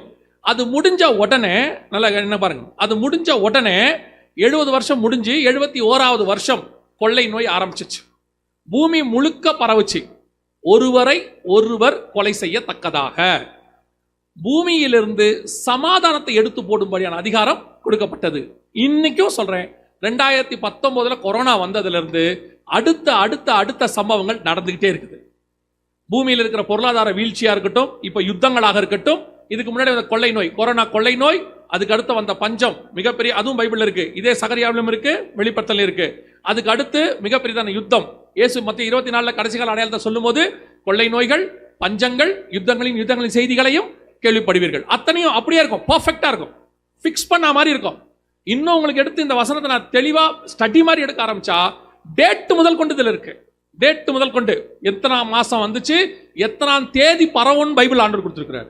நான் இதை விளையாட்டுக்கெல்லாம் சொல்லலை, கர்த்தருக்கு முன்பாக நின்று சொல்றேன். எதுக்கு சொல்றேன்னா, இத்தனையும் எழுதி கர்த்தர் நமக்கு எல்லாம் கொடுத்திருக்கிறார். இவ்வளவு துல்லியமாக வசனம் சொல்லுது, அவர் தம்முடைய மகத்துவங்களை எழுதி நமக்கு கொடுத்திருக்கிறார். அவர்களோ அதை அந்நிய காரியமா எண்ணினார்கள். இன்னைக்கு தீர்க்க தரிசனங்கள் இந்த புஸ்தகத்துல பைபிள்லயே ஒமிட் பண்ண புக்கு நிறைய இருக்குது. அதாவது வெளிப்படுத்தின விசேஷம், தானியேலுக்கு அப்புறம் எதுவுமே கிடையாது. நம்ம எல்லாத்தையும் விட்டுருவோம். ஏன்னா நமக்கு தேவையான வாக்குத்தத்தம் எதுவும் அதில் இல்லை. தேவையான வாக்குத்தத்தம் ஏசாயாவோட முடிஞ்சிருச்சு. எரேமியா, புலம்பல், நீங்க அங்க போறதே கிடையாது. பிரசங்கி அங்கேயும் போறதில்ல. நீங்க போறதெல்லாம் ஏசாயாவோட ஸ்டாப்பு. சங்கீத, நீதிமொழி, ஏசாயா இல்லாட்டி கதை முடிஞ்சு, அவ்வளவுதான். நம்முடைய எல்லாமே இன்னைக்கு பைபிளை ஸ்பீஸ் பண்ணி தேவையான சில விஷயங்களை மட்டும் படிக்கிற மக்களை நாம் மாறிட்டோம். நம்ம பையன் கிளாஸ் ரூம்ல பாத்தீங்கன்னா வருஷம் ஃபுல்லா படிக்க மாட்டான். எக்ஸாம் டைம் டேபிள் கொடுத்த உடனே போய் இந்த இம்பார்ட்டன்ட் கொஸ்டின் ஒன்று மார்க் பண்ணிட்டு வருவான். என்னடா படிக்கலையா? அதெல்லாம் இம்பார்ட்டன்ட் கொஸ்டின் கொடுத்துட்டாங்க, அதை படிச்சா போதும்ட்டாங்க. ஏன்னா 100 வருமா, பாஸ் ஆயிடலாம். கம்பல்சரி என்ன செஞ்சிடலாம், பாஸ் ஆயிடலாம். 5 வருஷம் கொஸ்டின் பேப்பர் எங்கிட்ட இருக்குது. இதை படிச்சா என்ன 100 வருமா? 100 வராது, ஆனா பாஸ் கிளாஸ் எடுத்துடலாம். 100 எடுக்கணும்னு அவன் மைண்ட்ல கிடையவே கிடையாது. அவனை பொறுத்த வரைக்கும் பாஸ் ஆனா போதும். அந்த மாதிரி தான் பெரும்பான்மையான குரூப் சர்ச்சில் உட்காந்துருக்கு. பரலோகத்துக்கு போய் பலன் வாங்கணுங்கிறவங்க இங்க யாருமே இல்லை. அவன் கிரிக்கத்தக்கதான பலன் என்னோடு கூட வருகிறது. அந்த மாதிரி ஆட்களே இல்லை. நினையாத நாளிலே மனுஷகுமாரன் வருவார், அவரை சந்திக்கும்படி ஆயத்தப்படுங்கள். அந்த குரூப்பும் இல்லை. இந்த குரூப்ல யார் தெரியுமா? இம்பார்ட்டன்ட் கொஸ்டின் படிக்கிற குரூப். வாக்குத்தத்தை வாங்கி நல்லா முடிச்சுட்டு அப்புறம் பரலோகத்துக்கு எப்போ போனோம்? 70 பலத்தின் மிகுதினால் 80. ஆண்டவர் 80 வயசுல பூர்ண ஆயுசோடு கூட தூக்கத்திலேயே நம்ம உயிர் பிரியும்படி ஜோம் பண்றோம். முழிச்சிருக்கும் போது என்ன ஆகக்கூடாது? உயிர் போயிடக்கூடாது. முழிச்சிருக்கும் போது உயிர் போனா அகால மரணம். இன்னும் எத்தனை சேர் காலியா இருக்கு? கொஞ்சம் சீக்கிரம் வாங்க பார்ப்போம். உட்கார வைக்கிற பிரதர் திரும்பி என்ன பாருங்க, ஒருத்தர் கூட இனி முன்னாடி வரக்கூடாது. கர்த்தரால் ஆசிரிக்கப்பதை விட வெளியே நிக்கட்டும். 7:30 மணிக்கு மேலே செய்தி கேட்கணும்னா வெளியே தான் கேட்கணும். சரியா? எனக்கு ரொம்ப டிஸ்டர்பன்ஸாக இருக்கு. ரொம்ப சந்தோஷம். கவனிங்க, அப்போ ஒரு குரூப் இருக்கு, ஆயத்தமாகல. இவங்களை பொறுத்த வரைக்கும் எப்போ வருகையில் எப்போ போவோம் பரலோகத்துக்கு? அதெல்லாம் 70-80 வயசு ஆகி கர்த்தர் நம்மளை அழைக்கிற நாளிலே நாம் போவோம். இல்லை முன்னாடி வருகை வருமே, அதெல்லாம் இப்போ வராது. இவனே சொல்லிடுறான் வராதுன்னு. ஏன் வராது? கர்த்தர் எனக்கு சொல்லியிருக்கிறாரு, நான் வீடு கட்டி முடிச்ச பிறகு தான் வரும்னு சொல்லி. ஒருத்தர் சொன்னார் என்கிட்ட, நான் வீடு கட்டி முடிக்கிற வரைக்கும் கர்த்தர் வரமாட்டேன்னு எனக்கு வாக்கு பண்ணியிருக்கிறார். அவர் வரும் நாளைக்கு அவருக்கே தெரியாது, எனக்கு தெரியும். அவன் சொல்றான். ஒருத்தர் புக்கே எழுதியிருக்கிறாரு, 2024 முடிஞ்சிருச்சானா 2024 ஜூலை 24 எழுதியிருந்தாரு. என்னன்னு கேட்டா கீழே எழுதியிருக்காரு, பிதா இயேசுக்கே வெளிப்படுத்தாததை எனக்கு வெளிப்படுத்தி இருந்தார். துணிகரம். அப்போ ஒரு குரூப் சர்ச்சுக்குள்ள உட்காந்துருக்கு. இந்த குரூப் வருகையில போறதுக்கு ரெடி கிடையாது. எப்போ மனுஷகுமார் வர போறதுக்கு ரெடி கிடையாது. பரலோகத்தை பத்தின விஷன் கிடையாது. பரலோகத்தில் எனக்கு என்ன பலன் கிடைக்கும்? பவுல் சொல்றாரு, எனக்கு ஒன்று நியமிக்கப்பட்டிருக்கிறத நான் வாஞ்சையாய் தொடருகிறேன். ஆபிரகாமே இருக்காரு, அவர் சொல்றாரு, அவர் சொல்றாரு, இதையல்ல இதிலும் மேன்மையான பரம தேசத்தை அவன் நாடினான். ஆனா இப்ப இருக்கிறவங்களுக்கு யாருக்கும் அந்த ஆசைலாம் கிடையாது. இப்ப கிடையாது. எப்ப வரும்? 70 வயசுல இந்த பாலை வாயில ஊற்றி அனுப்பி வைக்கலான்னு முடிவு பண்ணுவாங்க. போகாது. அப்ப இருக்கும், ஆண்டவரே எப்படியாவது அடியானை உடைய ராஜ்யத்தில் சேர்த்துக்கொள்ளு. அப்பதான் அந்த பரலோக ஆசையே வருது. ஆனா இப்ப இருக்குதா? கிடையாது. இப்ப பொறுத்த வரைக்கும் என்ன ஆசை இருக்குது? இப்ப நாம இப்ப உள்ள காரியத்தை பார்ப்போம். பொண்ணுக்கு கல்யாணம் பண்ணணும், பையனுக்கு ஒரு வேலை வாங்கணும், ஒரு வீடு கட்டணும், அப்புறம் பேர பிள்ளைகளுக்கு எல்லாம் சேர்த்து வைக்கணும். அதுக்கப்புறம் பூர்ண ஆயுசு. பூர்ண ஆயுசுங்கிறது நீங்க நியமிச்சுக்கிட்டீங்க. புதிய ஏற்பாட்டை பொறுத்த வரைக்கும் உங்க கணக்கில் இருக்கிற எல்லாருமே அல்பாயுசு. இயேசுநாதருக்கு 33 வயசு தான். ஆமா தானே? அல்பாயுசு. பாவம் போயிட்டாரு. உங்களோட பார்வைக்கு அப்போஸ்தலர்கள் அத்தனை பேரும் அகால மரணம். ஏன்னா எல்லாம் ரத்த சாட்சி. ஸ்டெயின்ஸ் இப்போ ஒருத்தர் இறந்து போனாரு, ரத்த சாட்சி, அகால மரணம். எல்லா அகால மரணம். உங்களை பொறுத்த வரைக்கும் நல்லா சாப்பிட்டு 70-80 வயசுல படுக்கையில் நைட்டு தூங்கும் போது காலை ஏந்திரிக்கும் போது இருக்கக்கூடாது. நல்ல மரணங்க, படுக்கையிலே போயிட்டார். இது எப்படி நல்ல மரணமாகும்? அப்படின்னா இங்கே சொல்கிற மற்ற மரணம்லாம் மோசமான மரணம் ஆகுது இல்லை. உங்களுக்கு அந்த விஷன் இல்லாததுனால தான் இவ்வளோ விளைவு. நம்ம கண்ணுக்கு முன்னாடி இவ்வளோ சம்பவங்கள் நடக்குது. நம்ம கண்ணுக்கு முன்னாடி ஒரு குதிரை சுற்றிக்கிட்டு இருக்குது, ஒரு ஆவி சுற்றிக்கிட்டு இருக்கு. உலகம் முழுக்க கொள்ளை நோய் அடுத்து அடுத்து அடுத்து வேரியண்ட் வந்துக்கிட்டே இருக்குன்றான். அங்கங்கே ரெடி ஆகுறாங்க. இப்போ WHO ரெடி ஆகிருக்குது. கர்த்தர் சொன்னபடி இப்படி ஒரு கொள்ளை நோய், இப்படி ஒரு விஷயம் பைபிளில் இருக்குது. இது யாருக்காவது உங்களுக்கு தெரியுமான்னா தெரியாது. தெரியாததுனால என்ன விளைவு? சரி, தெரியல, அதனால என்ன விளைவு? 2 முக்கியமான காரியத்தை நாம் இழந்துட்டோம். ஒன்று, இந்த கொரோனாவில் நாம் பாதிக்கப்பட்டோம். பாதிக்கப்பட்டோமா இல்லையா? ஒரு கூட்டம் பாதிக்கப்பட்டுச்சு. 2, இந்த கொரோனாவில் செய்ய வேண்டிய ஊழியத்தை நாம் செய்யாமல் விட்டுட்டோம். எப்படி அப்படின்னு கேட்டிங்கன்னா, இந்த கொரோனாவுக்கு உங்கள் எல்லாருக்கும் தெரியும், ஒரு மிக முக்கியமான விஷயம் என்னன்னா, மெடிசனே கிடையாது. இதுக்கு இன்னை வரைக்கும் கிடையாது. இன்றைக்கும் வேக்சின் தான் இருக்குது, என்ன கிடையாது, மெடிசன் கிடையாது. இந்த கொரோனா வரப்போகுது அப்படிங்கிறத முன்பதாகவே ஆண்டவர் வேதத்தில் எழுதி வச்சார். ஒருவேளை நீங்கள் காந்தாக்கா மந்திரி மாதிரி சொல்லுவீங்க, அறிவிக்கிறவன் இல்லாவிட்டால் எனக்கு தெரிவிக்கிறவன் யார், நான் எப்படி அறிந்து கொள்வேன் அப்படின்னு கேட்டிங்கன்னா, கவனிங்க, இதை இப்படி ஒன்று இருக்கு, கொள்ளை நோய் வரப்போகுது அப்படிங்கிறத 2018 உலக சுகாதார மையம் சொல்லியிருக்கு. வரலாற்றில் இதுவரை கண்டிராத மிகப்பெரிய அளவில் உயிரிழப்பை ஏற்படுத்தக்கூடிய நோய் ஒன்று பரவ உள்ளதாக உலக சுகாதார நிறுவனம் எச்சரிக்கை விடுத்துள்ளது.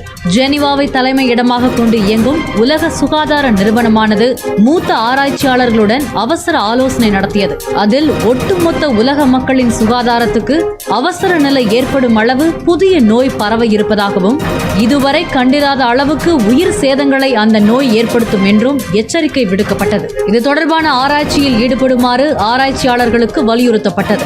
இந்த நோய்க்கு டிசீஸ் எக்ஸ் என்று பெயரிடப்பட்டுள்ளது. இது 2018 வந்துச்சு. கொரோனா வரதுக்கு முன்னாடி WHO வழியா ஒரு காஷன், ஒரு எச்சரிப்பு உலகம் முழுக்க எல்லா நாட்டுக்கும் கொடுத்தாங்க. கொடுத்தது மட்டுமல்ல, எல்லா நாட்டுக்கிட்டையும் இதை பற்றின ஒரு எச்சரிப்பை அந்த நாட்டுக்குள்ள கொண்டு போங்கன்னு சொல்லி ஒவ்வொரு மொழியிலும் ரீஜனல் லாங்குவேஜஸில் எல்லா நாட்டுக்குள்ளேயும் வந்துச்சு. ஸோ இப்போது கொரோனா வந்தது 2 வருஷத்துக்கு முன்னாடி தெரியும். இதை நாம் கவர்மெண்ட்டு சொல்லியிருக்கு இந்தியா முழுக்க. உங்களுக்கு என்ன உங்களுக்கு டிவி தான் நிறைய பார்க்குறீங்க, டிவிலேயே வந்துச்சு, எல்லா பக்கமும் சொன்னாங்க. சரி, சர்ச்சுக்கு ஆண்டவர் யாரோ ஒருத்தரை வச்சு சொல்கிறார். நாங்களே சொல்லியிருக்கிறோம் இதை பற்றி நிறையா, இப்படி ஒன்று வரப்போகுதுன்னு சொல்லியிருக்கிறோம், சேனல்ஸில் போட்டிருக்கிறோம், மீடியாவில் ஏற்றிருக்கிறோம், உடனே வரப்போகுதுன்னு சொல்லி. எத்தனை பேர் ஆயத்தப்பட்டீங்க? அதான் கேள்வி. இப்போது ஆயத்தப்படுதல்னா என்ன? கொரோனா திடீர்னு வந்துச்சு, அது கிருமி, அதுக்கு மருந்தே கிடையாது. இதில் ஆயத்தம்னா என்னங்க அப்படின்னு கேட்டிங்கன்னா, கவனிங்க, கொரோனாவுக்கு உலகத்துக்கிட்ட தான் மெடிசன் கிடையாது. ஆனால் கொரோனாவுக்கு மெடிசன் சபைக்குள்ளே இருந்துச்சு. ஏன்னா நம்ம சபை தான் உலகத்தில் வர எல்லா வியாதியும் குணமாக்குற ஒரே மருந்தோடு இருக்கிற சர்ச்சு. கிறிஸ்தவ ஆலயங்கள் மட்டும்தான். இயேசு கிறிஸ்துவின் நாமம், அவருடைய தழும்புகளால் நாம் குணமாகிறோம். எந்த நோயிலிருந்து? அந்த காலத்திலிருந்து, குஷ்டரோகத்திலிருந்து. அன்னைக்குள்ள குவாரண்டைன், அது ஊருக்குள்ள விடமாட்டான், தனித்து வச்சிருவான். அன்னைக்குள்ள குவாரண்டைன்ல இருந்து எல்லா வியாதியும் பைபிள் இருக்கு. அத்தனை வியாதியையும் பைபிள் சுகமாக்கி இருக்கு. ஆண்டவர் சுகமாக்கி இருக்கிறார், அவருடைய நாமத்தினால சுகமாகி இருக்கிறது, மரித்தோர் உயிர்த்தெழுதல் வரைக்கும். அப்படி இருந்ததான சர்ச்சில் அந்த வல்லமை, அந்த அதிகாரம் இன்னும் இருக்கு.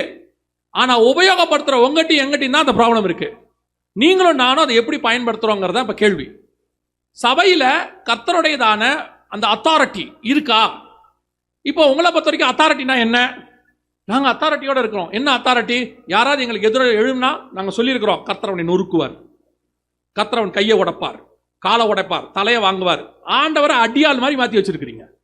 அதான் இருக்கு. நீங்கள் பக்கத்து வீட்டுக்காரன் திட்டானா, ஒரு நாள் வரும் அவனுடைய அழிவை நான் காண்பேன், துன்மார்க்கனுக்கு வரும் அழிவை நான் காண்பேன். எல்லாம் அப்படி தான் இருக்கீங்களே. உங்கள் அத்தாரிட்டி அங்கே தான் இருக்கே ஒழிய, உங்கள் அத்தாரிட்டி பாதாளத்தின் மேலேயோ, உங்கள் அத்தாரிட்டி பிசாசின் மேலேயோ, உங்கள் அத்தாரிட்டி கொள்ளை நோய் மேலேயோ இல்லை. இப்போ பிசாசு விரட்டினா பாதி நாள் பிசாசு போகிறதே இல்லை, தெரியுமா உங்களுக்கு? நிறைய பேர் பிசாசு விரட்டி பிசாசுக்கு பதிலாக இவன் டயர்ட் ஆயிட்டான். இவன் சொல்கிறான் பிசாசுக்கிட்ட, நீ போயிட்டு நாளைக்கு வா, நாளைக்கு பார்த்துக்கலாம். அந்த அளவுக்கு இவங்க டயர்ட் ஆயிட்டாங்க. காரணம் என்ன? சபை அந்த அத்தாரிட்டியை விட்டுருச்சு. அத்தாரிட்டியை விட்டதுக்கு என்ன காரணம்? ஒரே ஒன்று தான். பைபிள் சொல்லுது, விசுவாசம் எதனால வரும்னா கேள்வினாலே வரும். அப்படித்தானே? நீங்கள் எதை கேட்குறீங்க அதிகமாக, எதை அதிகமாக கேட்குறீங்களோ அதான் உங்களுக்குள்ள அதிகமாக என்ன செய்யும்? கிரியை செய்யும்.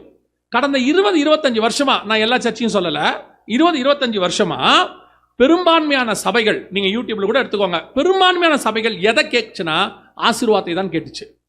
பிளெஸிங், செழிப்பின் உபதேசம், grace, hyper grace, super grace, எல்லா கிரேஸும் இருக்கு. இதை தான் கேட்டுச்சு. இந்த 25 வருஷமா நீங்க எதை கேட்டீங்களோ அதை பெற்றுக்கொண்டீர்கள். வீடு இல்லாதவங்க இந்த 25 வருஷத்துல வீடு வாங்கிட்டீங்க, கார் இல்லாதவங்க கார் வாங்கிட்டீங்க, பொண்ணு கல்யாணம் பண்ணதவங்க கல்யாணம் பண்ணிட்டீங்க. நீங்க என்ன சாட்சி சொன்னீங்க? கர்த்தர் எங்களுக்கு செய்தார், கர்த்தர் எங்களை ஆசீர்வதித்தார். நீங்கள் கேட்டுக்கொண்டது எல்லாம் என்ன கிடைச்சிச்சு? கிடைச்சிச்சு. சரி, இப்போ கொரோனா வந்துச்சு. ஜெயிக்கிறதுக்கு உங்க பணமோ உங்க ஆஸ்தியோ உங்க நகையோ யூஸ் ஆச்சா? உங்களால் செய்ய முடிஞ்சா? கோடீஸ்வரனால கூட ஒன்றும் பண்ண முடியல பாருங்க. பெரிய பெரியதான உலக தலைவர்களே செத்து போயிட்டான் கொரோனால. யோசிச்சு பாருங்க. ஒரு பெரிய கோடீஸ்வரன் டிவியில் காட்டினாங்க, காஸ்ட்லி கார் 40 லட்சம் காரை திறந்து போட்டு பேக் சீட்டில் அந்த சீட்டை பேக்கை சாச்சிட்டு அவர் பக்கத்தில் ஒரு சிலிண்டரை வச்சிருக்காங்க, ஆக்சிஜன் ஏறிச்சு. என்னன்னு கேட்டால் ஐசியூவில் பெட் இல்லை, ஒரு பெட்டு கூட இல்லை. உங்ககிட்ட இருந்த பணம் உங்களை காப்பாற்றவில்லை, உங்க பணம் உங்களுக்கு உபயோகப்படவில்லை. எத்தனையோ கோடீஸ்வரன் செத்து போனான், எத்தனையோ பேர் மரித்து போனார்கள். அப்போ இதில் உங்களுக்கு ஒரு உண்மை தெரிஞ்சிருக்கணும், நாம் எதை பெற்றுக்கொண்டிருக்கணுமோ அதை தான் பெற்றுக்கொண்டிருக்கணும். நாம எதை கேட்டோமோ அதை ஆண்டவர் கொடுத்தாரு. இளையகுமாரன் போய் ஆண்டவர்கிட்ட கேட்டான், எனக்கு சொத்து பிரிச்சு கொடுங்கன்னு. ஆண்டவர் கொடுத்தாரா இல்லையா? அந்த தகப்பன் கொடுத்தானா இல்லையா? கொடுத்தாரு. அந்த தகப்பன் சொன்னாரா இந்த சொத்தை கொண்டு போய் நீ அழிச்சிருவ, நான் உனக்கு தரமாட்டேன் அப்படின்னு சொன்னாரா? இல்லை. பல நேரத்தில் இப்படித்தான் கர்த்தர் நம்ம கேட்கறத கொடுத்துருக்காரு. நீங்க போய் நாமத்தினாலே எதை கேட்டாலும் தருவேன் உடனே அழுது கெஞ்சி கேட்ட உடனே ஆண்டவர் என்ன பண்றாரு? சரி போ, எடுத்துட்டு போ. இளையகுமாரன் கொடுக்குற மாதிரி தான் கொடுக்குறாரு. கொடுத்தாச்சு, இப்போ எடுத்துட்டு போயாச்சு. இந்த சொத்து இளையகுமாரனுக்கு பிரயோஜனமா இருந்துச்சா? ஒரு நாள் அந்த சொத்து அவனை காப்பாற்ற நினைச்சான், காப்பாத்தல. பண்ணி தவிட தின்ற மாதிரி ஆயிடுச்சு. அதான் கொரோனா டைம். பண்ணி தவிடு தின்ற மாதிரி ஆயிடுச்சு. திருப்பி அவனுக்கு ஒரு அறிவு வந்துச்சு. என்ன அறிவு தெரியுமா? எங்க தகப்பன் வீட்டுக்கு போனா தான் எல்லாமே சரியாகும், நான் நம்பின ஆஸ்தி என்னை காப்பாத்தாது. இதுதான் உங்க 60 வருஷமா இந்த நீங்க 30 வருஷமா படிச்சிருக்க வேண்டிய பாடம். 30 வருஷம் அதை கொடு ஆண்டவரே, இதை கொடு ஆண்டவரே, அமெரிக்காவில் வேலை கொடு ஆண்டவரே, வெளிநாட்டில் அதை கொடு, எல்லாம் கொடுத்தாரு ஆண்டவர், எல்லாம் கொடுத்தாரு. பின்னாடியே சோப்பு குதிரை அனுப்பி விட்டார். எங்க அனுப்பி விட்டாரு? ஸ்பெயின் நாட்டு இளவரசிக்கு வந்துச்சு, அரண்மனைக்கு. புத்தினுடையதான பர்சனல் செக்ரட்டரிக்கு வந்துச்சு. போரிஸ் ஜான்சன் யூகேவுடைய பிரைம் மினிஸ்டர் இருந்தார், அவருக்கு வந்துச்சு. அத்தனை பேருக்குள்ளேயும் பாகுபாடு பார்க்காம இல்லாம வந்துச்சு. கோடிக்கணக்கில் ஜனங்கள் மரித்து போனார்கள். அப்போ உங்ககிட்ட இருந்த பணமோ ஆஸ்தியோ சம்பாத்தியமோ பட்டமோ பதவியோ புகழ்ச்சியோ எதுவும் காப்பாத்தல. உங்களை காப்பாத்துறதுக்கு எதுவும் இல்லாம தவிச்சிங்க. இருந்த வாய்ப்பை இழந்துட்டோம்.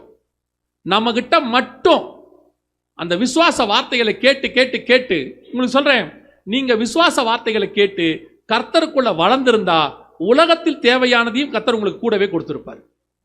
இப்ப நீங்க அதை தேடினீங்க, அது கிடைச்சிச்சு, இது கிடைக்கல. நீங்க இதை தேடி இருந்தீங்கன்னா இதுவும் கிடைச்சிருக்கும், அதுவும் கிடைச்சிருக்கும். முதலாவது தேவனுடைய ராஜ்யத்தையும் அவர் நீதியையும் தேடுங்கள், பின்பு இவை யாவும் உங்களுக்கு. நீதினா என்ன? அவன் விசுவாசித்தான், அது அவனுக்கு நீதியா எண்ணப்பட்டது. நீங்க விசுவாசிச்சு கர்த்தருடைய சமூகத்துல அதை வாஞ்சிச்சிருக்கணும். வரங்களால நிரப்புங்க ஆண்டவரே, ஆவிக்குரிய வாழ்க்கையில வளரணும் ஆண்டவரே, இன்னும் வசனத்தை தியானிக்கணும் ஆண்டவரே, இன்னும் எங்களுக்கு ஆழமான காரியங்களை சொல்லிக் கொடுங்க ஆண்டவரே, வசனத்தை எங்களுக்கு பகுத்து கொடுங்க ஆண்டவர். நீங்க கேட்டிருந்தீங்கன்னா அதையும் கொடுத்திருப்பாரு, கூட இதையும் கொடுத்திருப்பாரு. சபை 25 வருஷமா ஆசீர்வாதம் ஆசீர்வாதம் ஆசீர்வாதம் ஓடி ஆசீர்வாதத்துக்கு பின்னாடி போய், இப்பயும் சொல்றேன், ஆசீர்வாதம் என்பது இல்லைன்னு நான் சொல்லல, ஆசீர்வாதம் என்பது என்னன்னு உங்களுக்கு தெரியணும், அதான் முக்கியம். இப்ப அதான் பைபிள் சொல்லுது, நீங்கள் வேண்டிக் கொள்கிறது இன்னதென்று அறியாதிருக்கிறபடியினால் ஆவியானவர் நமக்கு உதவி செய்கிறார். ஏன்னா நீங்க கேட்டதெல்லாம் இதுதான். ஆவியானவரை கேட்கவே உடலை, நீங்க சொல்லி கொடுக்கவே உடலை. கேட்கும் போதே வரும்போதே ஜப குறிப்பு தான் போச்சு. இப்போ கொரோனாவில் மிகப்பெரிய பாதிப்பை சந்தித்தோம். ரெண்டாவது, இந்த விசுவாசம் உங்களுக்குள்ள இருந்து உங்களுக்குள்ள அந்த சுகமாக்குற வல்லமை கிரியை செஞ்சிருக்கணும். ஏன்னா பைபிள் சொல்லுது, விசுவாசிக்கிறவர்களால் நடக்கிற அடையாளங்கள் ஆவன, வியாதியஸ்தரின் மேல் கைகளை வைப்பீர்கள், அவர்கள் சொஸ்தமாவார்கள். அப்படிதான் பைபிள் சொல்லுது. நீங்கள் அந்த விசுவாசத்துல வளர்ந்திருந்தா உங்களுக்குள்ளே விசுவாச வரம் கிரியை செஞ்சிருக்கோம். உங்க மூலமா ஒரு பெரிய கூட்டத்தை கர்த்தர் ரட்சித்திருப்பார், பெரிய கூட்டத்தை கர்த்தர் காப்பாத்திருப்பார். அது எப்படிங்க?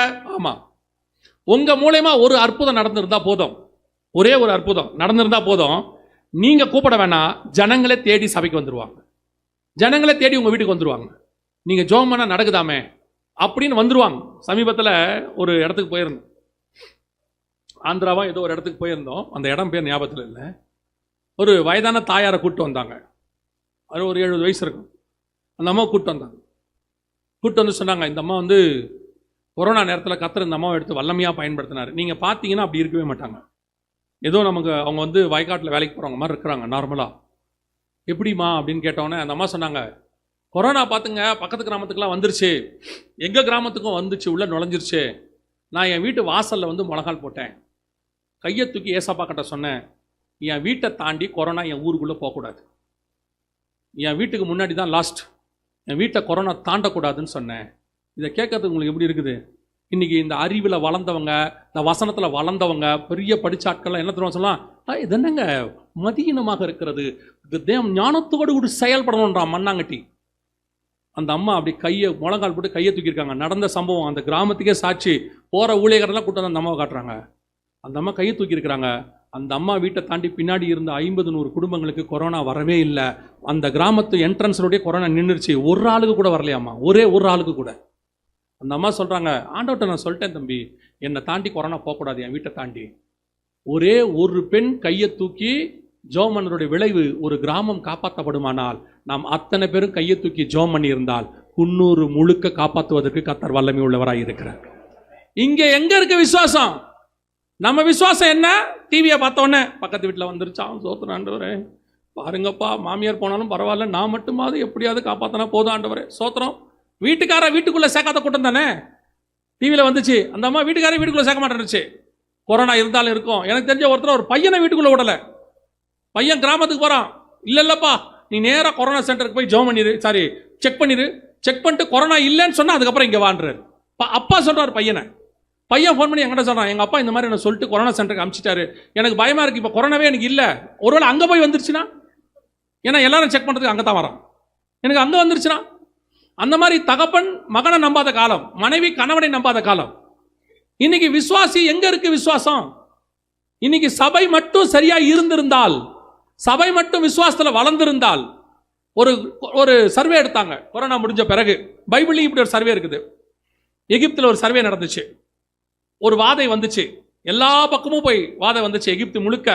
ஆனால் கடைசியாக அந்த இது எப்படி முடியும்னு கேட்டால், இஸ்ரவேலர்கள் இருந்த கோசேன் நாட்டில் மட்டும் வரவில்லை. இதான் சர்வே. எல்லாத்தையும் செக் பண்ணி பார்த்துருக்கான். செக் பண்ணி பார்த்ததில்ல எல்லா டிஸ்ட்ரிக்ட்லையும் என்ன வந்திருக்கு? கொரோனா வந்திருக்குது. சாரி, அன்னைக்குள்ள வாதை வந்திருக்குது. ஒரே ஒரு டிஸ்ட்ரிக்ட்ல மட்டும் வரல. எங்கன்னா இந்த இஸ்ரவேலர்கள் இருக்கிறான் பாருங்க, அங்க மட்டும் வரலன்னு ரிப்போர்ட் வருது. அதே ரிப்போர்ட் இந்தியாவில் வந்திருக்கணும். எல்லா பக்கமும் வந்துச்சு. ஆனால் அந்த கிறிஸ்தவங்க வீட்டுக்குள்ள மட்டும் கொரோனா போகவே இல்லை. கிறிஸ்தவர்கள் பாதிக்கப்படலை. அதுவும் உண்மையான கிறிஸ்தவர்கள்லாம் பாதிக்கப்படலை. ஒரு ரிப்போர்ட் வந்திருந்தா நீங்கள் சுவிசேஷம் சொல்ல வேண்டாம், சுவிசேஷம் தானாய் போயிருக்கும். அவனே இயேசுவை ஏற்றுக்கொண்டிருப்பான். இன்னைக்கு நடந்தது என்ன? அதிகம் பாதிக்கப்படுறது நம்மால் தான். 2வது அலையில அதிகமாக பாதிக்கப்படுறது ஊழியக்காரன் தான் கொரோனால. நான் சொல்றது விளையாட்டுக்கெல்லாம் சொல்லல. பாருங்க, எகிப்தில் பெரிய வாதை முடியுது. முடிஞ்ச உடனே ஜனங்களை அன்னைக்கு நைட்டே பார்வோன்னு கிளம்ப சொல்லிட்டார். ஜனங்க புறப்பட்டு போறாங்க. போகும்போது என்ன நடந்துச்சு பாருங்களேன். 12ஆம் அதிகாரம் யாத்திராகமத்தின் புஸ்தகம் 38வது வசனம் வாசிங்க. யாத்திராகம் 12:38 வாசிங்க. அவர்களோடு கூட பல ஜாதியான ஜனங்கள் அநேகர் போனதும் அன்றி. ஏன் இவெல்லாம் போனா? எகிப்து அன்னைக்குள்ள அமெரிக்கா பயங்கரமான வல்லரசு நாடு, செழிப்பின் தேசம். ஆனா இவன் விடுதலையாகி வெளியே போறானே, இவன் யாருன்னு கேட்டீங்கன்னா வனாந்தரத்துக்கு போற பரதேசி. நாடும் கிடையாது, எதுவும் கிடையாது. அவன் போறான். இவன் ஒரு அடிமை வனாந்தரத்துக்கு போறான். ஆனா மிகப்பெரிய கண்ட்ரிக்குள்ள ஒருத்தன் இருக்கான். ஆனா கூட இருந்த ஜனங்க என்ன செய்யறாங்களா? அநேக ஜாதியான ஜனங்கள் யார் கூட போறான் தெரியுமா? இந்த அடிமைகளோடு கூட வனாந்தரத்துக்கு போறான். ஏண்டா இந்த அடிமையோட வனாந்தரத்துக்கு போறேன்னு கேட்டா அவன் சொல்ற பதில் என்னவா இருக்கு தெரியுமா? செழிப்பான இந்த தேசத்தில் வாழ்ந்து சாவதை விட இந்த அடிமைகளின் தேவன் பெரியவர். இவர்கள் அத்தனை பேரையும் பத்திரமா காப்பாத்தினார், ஒருத்தன் கூட சாவல. இந்த தேவன் தான் எனக்கு வேணும்னு அவன் வனாந்தரத்தை தெரிந்து கொண்டு பின்னாடியே போயிட்டான். அந்த சம்பவம் இங்க நடந்திருக்கணும். என்னதான் இருந்தாலும் கிறிஸ்தவர்களின் தேவன் பெரியவர் தான். இயேசு கிறிஸ்து பெரியவர் தான். அவர் சுகமாக்க வல்லமை உள்ளவர் தான். பாருங்க, எங்க ஏரியாவில் ஒரு கிறிஸ்தவம் கூட பாதிக்கப்படலைங்க. எவனுமே ஹாஸ்பிட்டலுக்கு வரல. அவங்க நம்பின கர்த்தர் அவங்களை காப்பாத்திட்டாருன்னு ஒரு சாட்சி வந்திருந்தா நீயும் நானும் சுவிசேஷம் சொல்ல வேண்டிய அவசியமே இல்லை. சுவிசேஷம் தானாய் போகும். ஆனா இன்னைக்கு நம்ம மிஸ் பண்ணிட்டோம் இந்த சான்ஸை. கொரோனா தான் நடந்துச்சு. ஆண்டவர் எவ்வளவு பெரிய வாய்ப்பு எழுதி கொடுத்திருந்தார் பைபிள் எல்லாத்தையும் தெளிவா. எப்போ வரும், எந்த ஆண்டு காலம் வரும், எப்படி தொடங்கும், எப்படி சாவாங்க, எல்லாம் எழுதி கொடுத்தார் ஆண்டவர். நாம மிஸ் பண்ணிட்டோம். நல்ல சான்ஸ், நல்லா கவனிச்சுக்கொள்ளுங்க. இப்போ கூட நான் உங்களுக்கு என்ன சொல்றேன்னா, இது முடிஞ்ச காரியம். இதுல நாம ஒரு விஷயத்தை விட்டுட்டோம். ஆனால் இதை விட மோசமானது இன்னும் வருகிறது. நான் சொல்ல, பைபிளும் சொல்லுது, உலக சுகாதார மையமும் சொல்லுது. அந்த வசனத்துல பாருங்க, சிவப்பு குதிரையோ என்றால் பூமி எங்கும் சுத்தும்படி கேட்டுக்கொண்டது. இப்ப சுத்திக்கிட்டே இருக்குது இல்ல. இதை விட மோசமான காலம் ஒன்று வருது. உலகம் முழுக்க கொள்ளை நோயினால் சாகிற ஜனங்க வராங்கன்னு 6ஆம் அதிகாரம் 8ஆம் வசனத்துல பைபிள் இருக்கு. இப்போ அதே மாதிரி காலம் வந்துகிட்டு இருக்கு நம்ம கண்ணுக்கு முன்னாடி. போனது போகட்டும், இனி வரும் காலங்களிலாவது சபை இதை சந்திக்க ஆயத்தப்பட்டு ஒரு பெரிய கூட்டத்தை, அவர்களும் ரட்சிக்கப்பட்டு ஒரு பெரிய கூட்டத்தை ரட்சிப்பதற்கு இது ஒரு நல்ல வாய்ப்பு இருக்கிறது. அல்லேலூயா. அதுக்கு தான் சபைக்கு ஆண்டவர் இதை போதிக்கிறார். இப்போ ஏன் இதை உங்களுக்கு சொல்றோம்னா, ஃபெயிலியர் ஆயிட்டோன்னு சொல்றதுக்கு இல்லை, இனி ஒன்று வரப்போகுது, அதில் சக்சஸ் பண்ணுங்கிறதுக்காக தான். இனி இந்த ஆசீர்வாதக்காரங்களுக்கு காதை திறக்காதீங்க, அதுக்கு பின்னாடி ஓடாதீங்க. நான் இப்போ ஆசீர்வாதம் திருப்பியும் சொல்றேன், ஆசீர்வாதம் இல்லைன்னே சொல்லலை. இது வரைக்கும் உங்களை என்னையும் ஆசீர்வதிச்சு தான் கர்த்தர் கொண்டு உட்கார வச்சிருக்கிறார். எத்தனை கோடி பேர் செத்து போனாங்க, அதுக்கு நடுவில் கர்த்தர் உங்களை என்னையும் காப்பாற்றிருக்கிறார். சரி, கொரோனாவே விட்டுருங்க, அதுக்கு முன்னாடி வரைக்கும் கூட சொல்றேன், எத்தனையோ பேருக்கு நடுவில் உங்களை என்னையும் ரட்சித்து கர்த்தர் ஆசீர்வாதம் தானே கொண்டு உட்கார வச்சிருக்கிறாரு. அவர் நம்மளை என்ன சும்மாவா விட்டாரு? நமக்கு தேவையான எத்தனையோ நாடுகளில் 3 வேளை ஆகாரம் இல்லாத நாடுகள் இருக்கிறதா கொடுத்துருக்கான், ரிப்போர்ட் கொடுத்துருக்கான். 3 வேளை ஆகாரம் இல்லாத நாடுகள் நிறைய நாடுகள் இருக்குதான். உங்களுக்கு எனக்கும் 3 வேளை ஆகாரத்தையும் கொடுத்து நடுவில் 2 வேளை ஸ்நாக்ஸையும் கொடுக்குறாரு. ஆமா தானே? அதை கொடுத்ததுக்கு பத்தாததுக்கு அடுத்த 2 நாளைக்கு தேவையானதை ஃப்ரிட்ஜிலையும் கொடுத்துருக்கிறார். அதை கொடுத்ததுக்கு பத்தாததுக்கு அடுத்த 1 மாசத்துக்கு தேவையான மளிகை சாமான பரணையில் கொடுத்து வச்சிருக்கிறார். இவ்வளோ ஆகார திரட்சியை கொடுத்து வச்ச ஆண்டவர், உங்களுக்கு சாப்பாடு கொடுக்கணும்னு தெரிஞ்சவர், ஒரு பீரோவை திறந்தா எதை போடுறதுனே தெரியாம ஒரு 3 நிமிஷம் முழிக்கிறீங்களா இல்லையா? திறந்துட்டு நிற்கிறீங்களா இல்லையா? இப்படியே பார்க்குறீங்களா இல்லையா? நேற்று அதை போட்டோம், முந்தினத்து இதை போட்டோம், இன்னைக்கு எதிச்சா இப்படியே எல்லாம் இருக்கு. கேட்டு அங்கேருந்து கேட்பாங்க, எப்போ ஒரு புடவை வாங்கி தரீங்களா? எல்லாம் போட்டதெல்லாம் பழசாவே இருக்கு, 500 புடவை தொங்கிட்டு இருக்கு. எதை போடுறதுன்னு தெரியாம தான் நம்ம இருக்கிறோம். அந்த அளவுக்கு நிறைய ட்ரெஸ் கொடுத்துருக்கிறாரு, நிறைய சாப்பாடு கொடுத்துருக்கிறாரு, தேவையான அளவுக்கு எல்லாத்தையும் கொடுத்துருக்கிறாரு. இவ்வளவு கொடுத்த தேவன் இனி வருகிற காலங்களிலும் கொடுக்க வல்லமை உள்ளவராய் இருக்கிறார். நீங்களும் நானும் ஆயத்தப்பட வேண்டியது, 50 வயசுல எனக்கு நோய் வந்தா அதுக்கு என்ன இன்சூரன்ஸ் போடணுன்றதுக்காக இல்லை, அடுத்த நிமிஷம் கர்த்தர் வந்தால் அவரை சந்திப்பதற்கு நான் என்னவாக வேண்டும், அதுக்கு தான் நீங்களும் நான் ஆயத்தப்படணும். 50 வருஷம் கட்சி நடக்கிறத கர்த்தர் பார்த்துக் கொள்வார். நீங்கள் நிதானமே இல்லாம 5 மாசம் குழந்தையா இருக்கும் போது உங்களை பத்திரமாய் பாதுகாத்த தேவன் அடுத்த 55வது வயசு வரும்போது உங்களை பத்திரமாய் பாதுகாத்துக் கொள்ள வல்லமை உள்ளவராய் இருக்கிறார். அல்லேலூயா. தயவு செய்து அடுத்து இதனும் மோசமான காரியம் வருது, ஆயத்தப்படுங்கள். வேற வழியே கிடையாது உங்களுக்கு. இப்பயும் சொல்றேன், no more way, one and only way, Jesus Christ வே.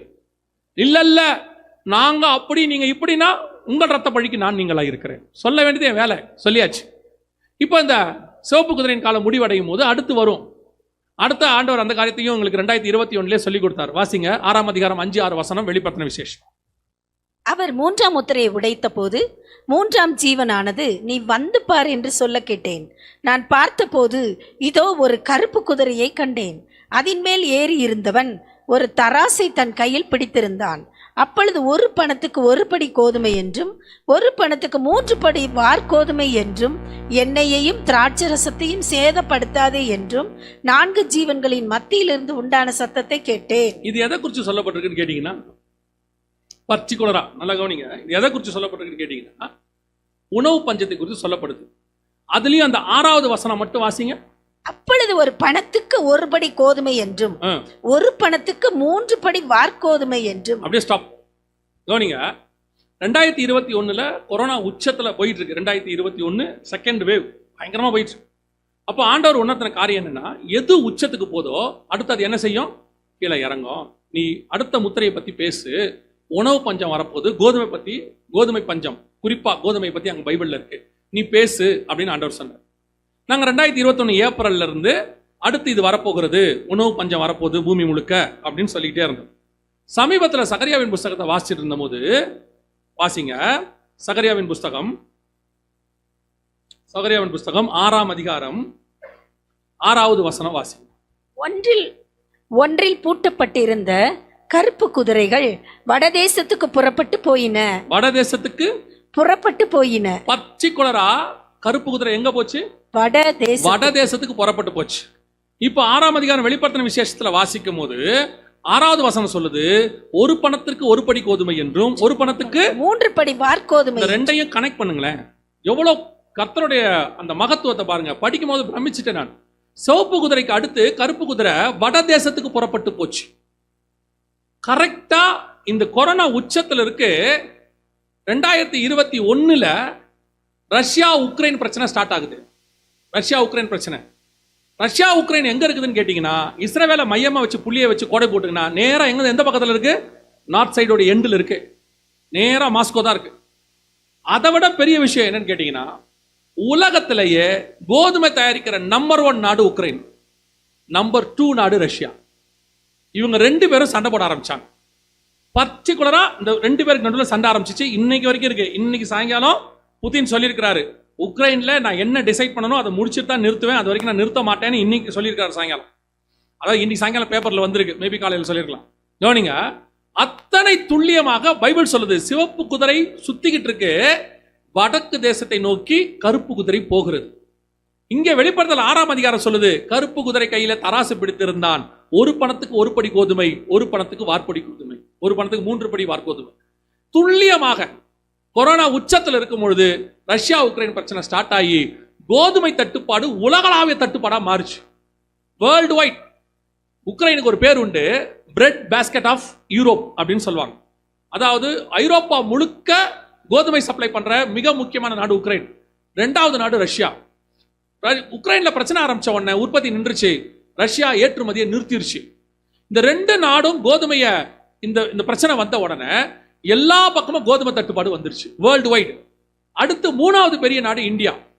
இவங்க என்ன சொல்லிட்டாங்கன்னா, எங்களுக்கே கோதுமை பத்தாது, நாங்க ஏற்றுமதியை நிறுத்துறோம்னு சொல்லி இன்னைய வரைக்கும் கோதுமை ஏற்றுமதி தடையில தான் இருக்குது. ஸோ 3 நாடுகளும் கோதுமை ஏற்றுமதி அல்லது உற்பத்தி நின்று போச்சு, குறைஞ்சு போச்சு. அதனுடைய விளைவாக கோதுமை தட்டுப்பாடு உலகளாவிய, குறிப்பா வடக்கு பக்கம். இந்தியா கூட என்ன சொல்லுச்சுன்னா, கோதுமை எங்களுக்கு நார்த் இந்தியாவுக்கு வேணும். அவங்க சொன்ன வார்த்தை, நார்த் இந்தியாவுக்கு வேணும், கோதுமை கொடுக்க முடியாது அப்படின்ட்டாங்க.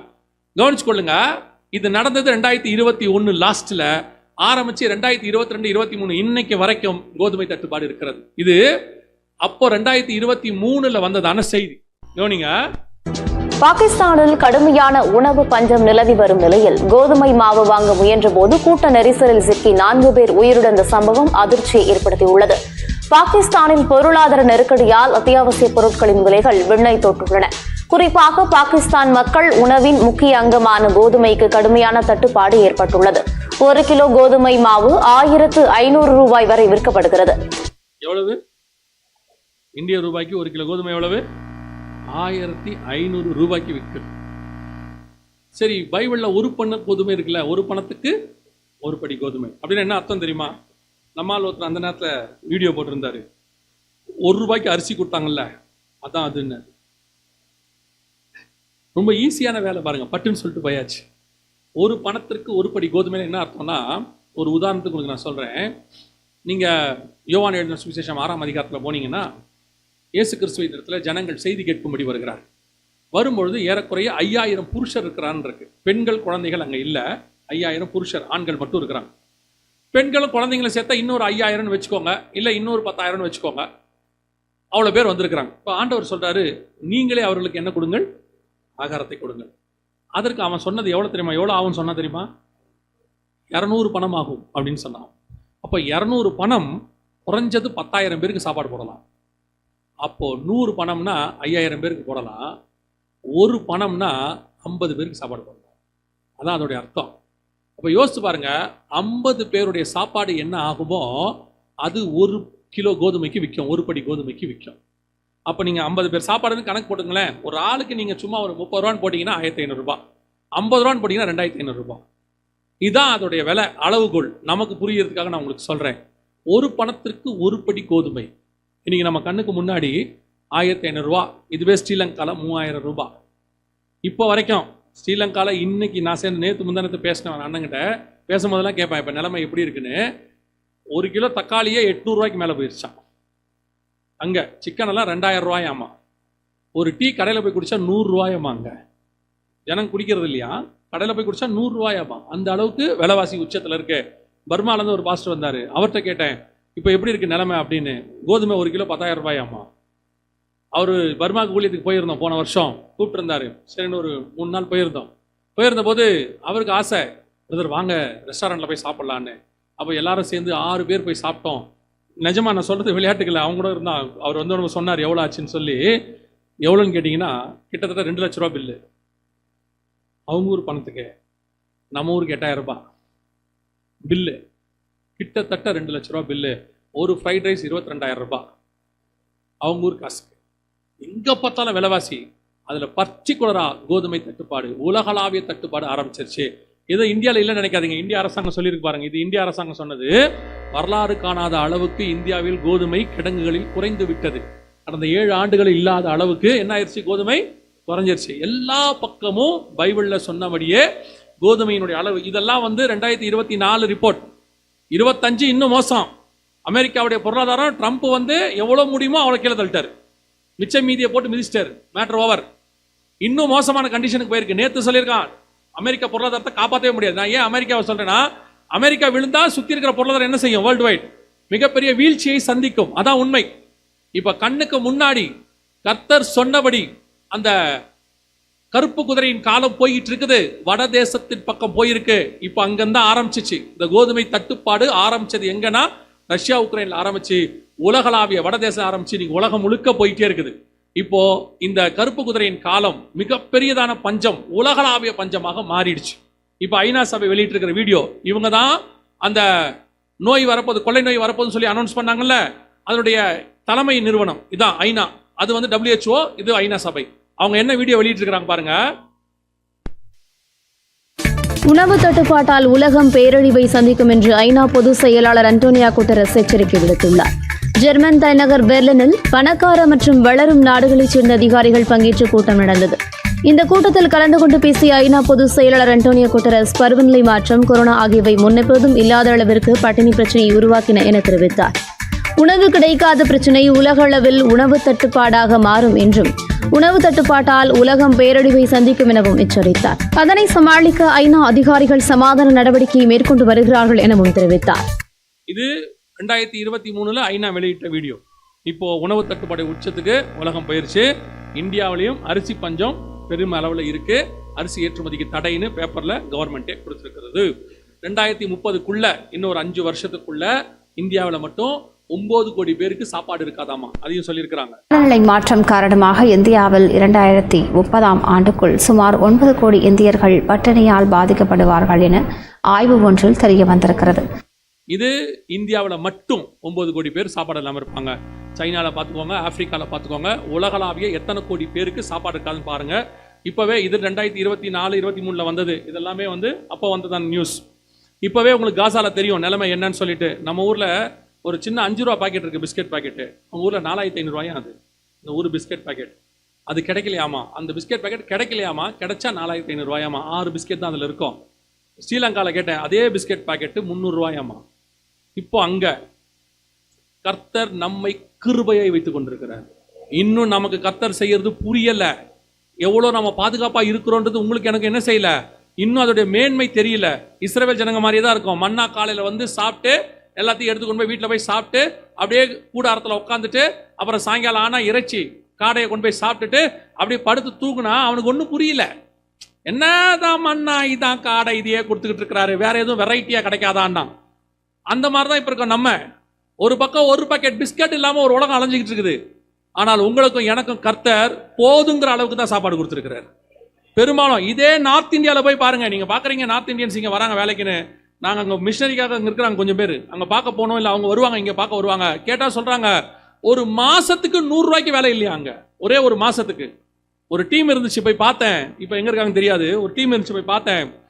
கிட்டத்தட்ட 20 பேர் தங்கி இருந்தாங்க. அவங்கள ஒருத்தர் தங்க வச்சிருக்கிறாரு. ஒரு வருஷத்துக்கு 1 லட்ச ரூபா சம்பளமாமா வீட்டுக்கு கொடுத்துருவாங்க. ஒரு வருஷத்துக்கு 1 லட்ச ரூபா சம்பளம் கொடுத்துருவாங்களாமா. இங்க வந்து 12 மணி நேரம் வேலை செய்யணுமா, சம்பளம் கிடையாது. 1 லட்ச ரூபா கொடுத்துருவாங்க வீட்டில். 365 நாளும் வேலை செய்யணும். சண்டே லீவ் கிடையாது. என்னைக்காவது சண்டே லீவ் கொடுப்பாங்க. சாப்பாடு கோதுமை மாவு, உருளைக்கிழங்கு, வெங்காயம் 3 தான் கொடுத்துருவாங்களாம். ஒரே கூடாரம் போட்டிருக்கான், ஒரே டாய்லெட் இருக்கு, 20 பேர் தங்கி இருக்கான். ஆனா வந்து சொல்றான் இது எங்களுக்கு சொர்க்கம் மாதிரி இருக்குன்றான். அவன் சொல்றான் சொர்க்கம் மாதிரி இருக்கு. ஏன் எங்க ஊர்ல வீடு கிடையாது, எங்களுக்கு அவனுக்கு தகரத்துல வீடு அடிச்சு கொடுத்துருக்காங்க. வாணியம்பாடிக்கு பக்கத்தில் தகரத்தில் வீடு அடிச்சு கொடுத்துருக்காங்க, கிரானைட் கடையில் அவன் தங்கியிருக்கான். சாப்பாடு கோதுமை மாவு இதில் கொடுத்துருக்காங்க. நல்லா படுத்தான், சாப்பிட்டான், தூங்குறான். 1 லட்ச ரூபா கொடுக்குறாங்க. 100 ரூபா இல்லைங்க எனக்குன்றான். உங்களுக்கு எனக்கு செல்போன் 35,000 ரூபாய்க்கு அப்பா வாங்கி கொடுக்காட்டி கோவம் வருது, அப்படிதானே? கோவம் வருது இல்லை? வாங்கி கொடுக்கல, அப்பாவை கேட்குற உரிமை தேவை. ஆனால் இல்லைன்னு ஒரு கோவம் வருது பாருங்க. இன்னைக்கு நம்ம பிள்ளைகளை நம்ம சொல்லி வளர்க்காம இருக்கிறோம், சொன்னா கோவம் வருது. அந்த பிள்ளையோட நேரா பிள்ளை வருது, ஒரு 500 கொடுங்க. எதுக்குடா? நீங்க கொடுங்க சொல்றேன். முந்திலாம் நம்ம கேட்டா கூட கிடைக்காது 50 காசு. 50 காசுக்கு ஆடிட்டர் வச்சு அப்பா கேள்வி கேட்பாரு. 50 பைசா உனக்கு எதுக்கு 50 காசு? நீ ரொம்ப செலவு பண்றடாம் பாரு 50 காசை. நேற்று கொடுத்துட்டு நாளைக்கு கேட்பாரு, நேற்று 50 காசு கொடுத்தனே எவ்வளோ இருக்குது மிச்சம் பாரு. வெறும் 50 காசுக்கு. ஏன்னா அவர் கஷ்டப்பட்டு சம்பாதிச்சாரு, அந்த வழி அவருக்கு தெரிஞ்சிச்சு. நம்மளும் கஷ்டப்பட்டு தான் சம்பாதிக்கிறோம், ஆனால் அந்த வழி பிள்ளைகளுக்கு தெரியல. அவ்வளோதான் விஷயமே. வந்து கேட்கும் போது அப்பாட்ட கேட்க தப்பு கிடையாது, உரிமை இருக்குது. ஆனால் அவங்களுக்கு தெரியணும், என் அப்பா கஷ்டப்பட்டு தான் அதை சம்பாரிச்சு கொண்டாந்து கொடுக்குறாரு, இது சும்மா வரலன்னு தெரியணும். இங்கே போய் பாருங்க, இதில் இருக்கிற வீடியோலாம் கண்டா ரொம்ப வருத்தப்படுவீங்க. சாப்பாட்டுக்கு வழி இல்லாமல் மடகாஸ்கரில் வெறும் பூச்சி சாப்பிட்டுக்கிட்டு இருக்கிறான். மரத்துலேருந்து பூச்சியை பிடிச்சி சாப்பிட்றான். அதுதான் இன்னைக்கு நிலைமை.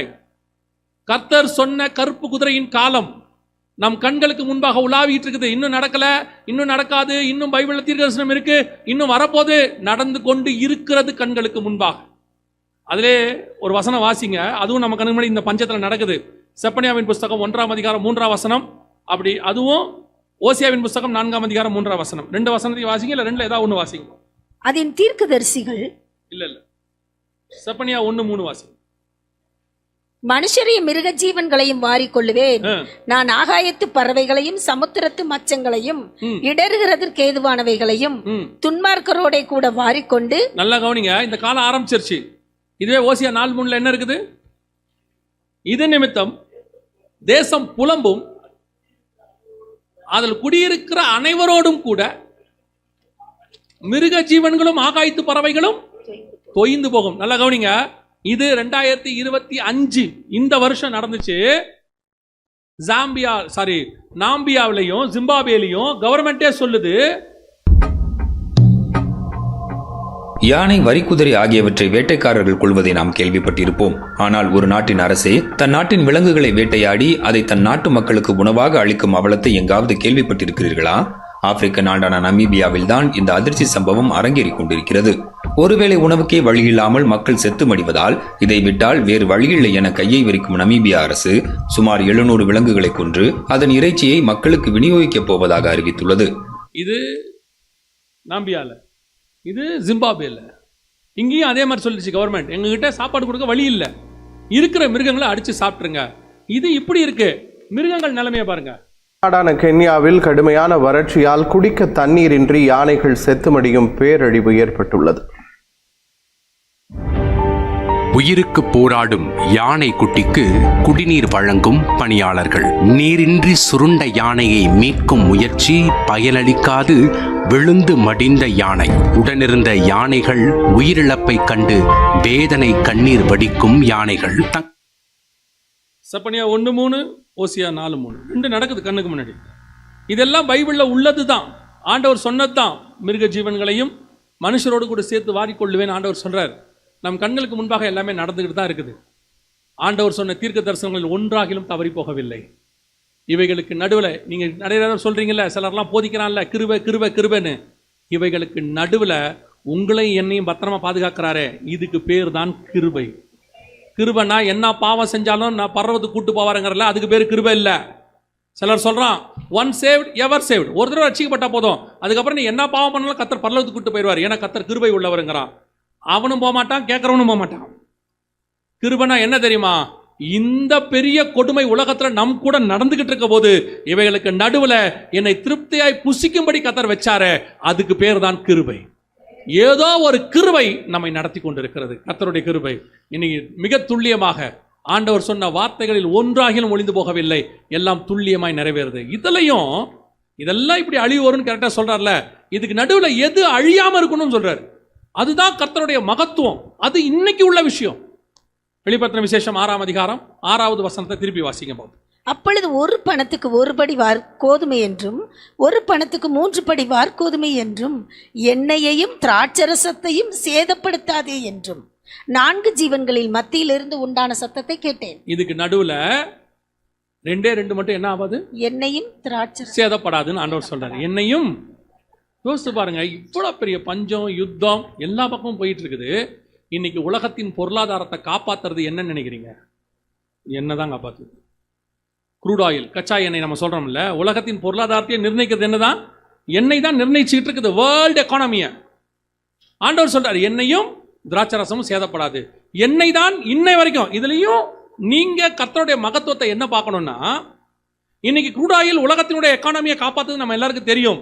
ஆனால் க்ரூட் ஆயில்னு ஒன்று இருக்கு, அது பூமிக்கு அடியில் இருக்கு, அதை எடுத்து நம்ம வியாபாரம் பண்ணலாம் அப்படின்னு மனுஷன் கண்டுபிடிச்சது 1857 கலிபோர்னியாவில். அமெரிக்கன்ஸ் தான் பூமிக்கு அடியில் என்ன இருக்குன்னு ஃபர்ஸ்ட் கண்டுபிடிச்சான்.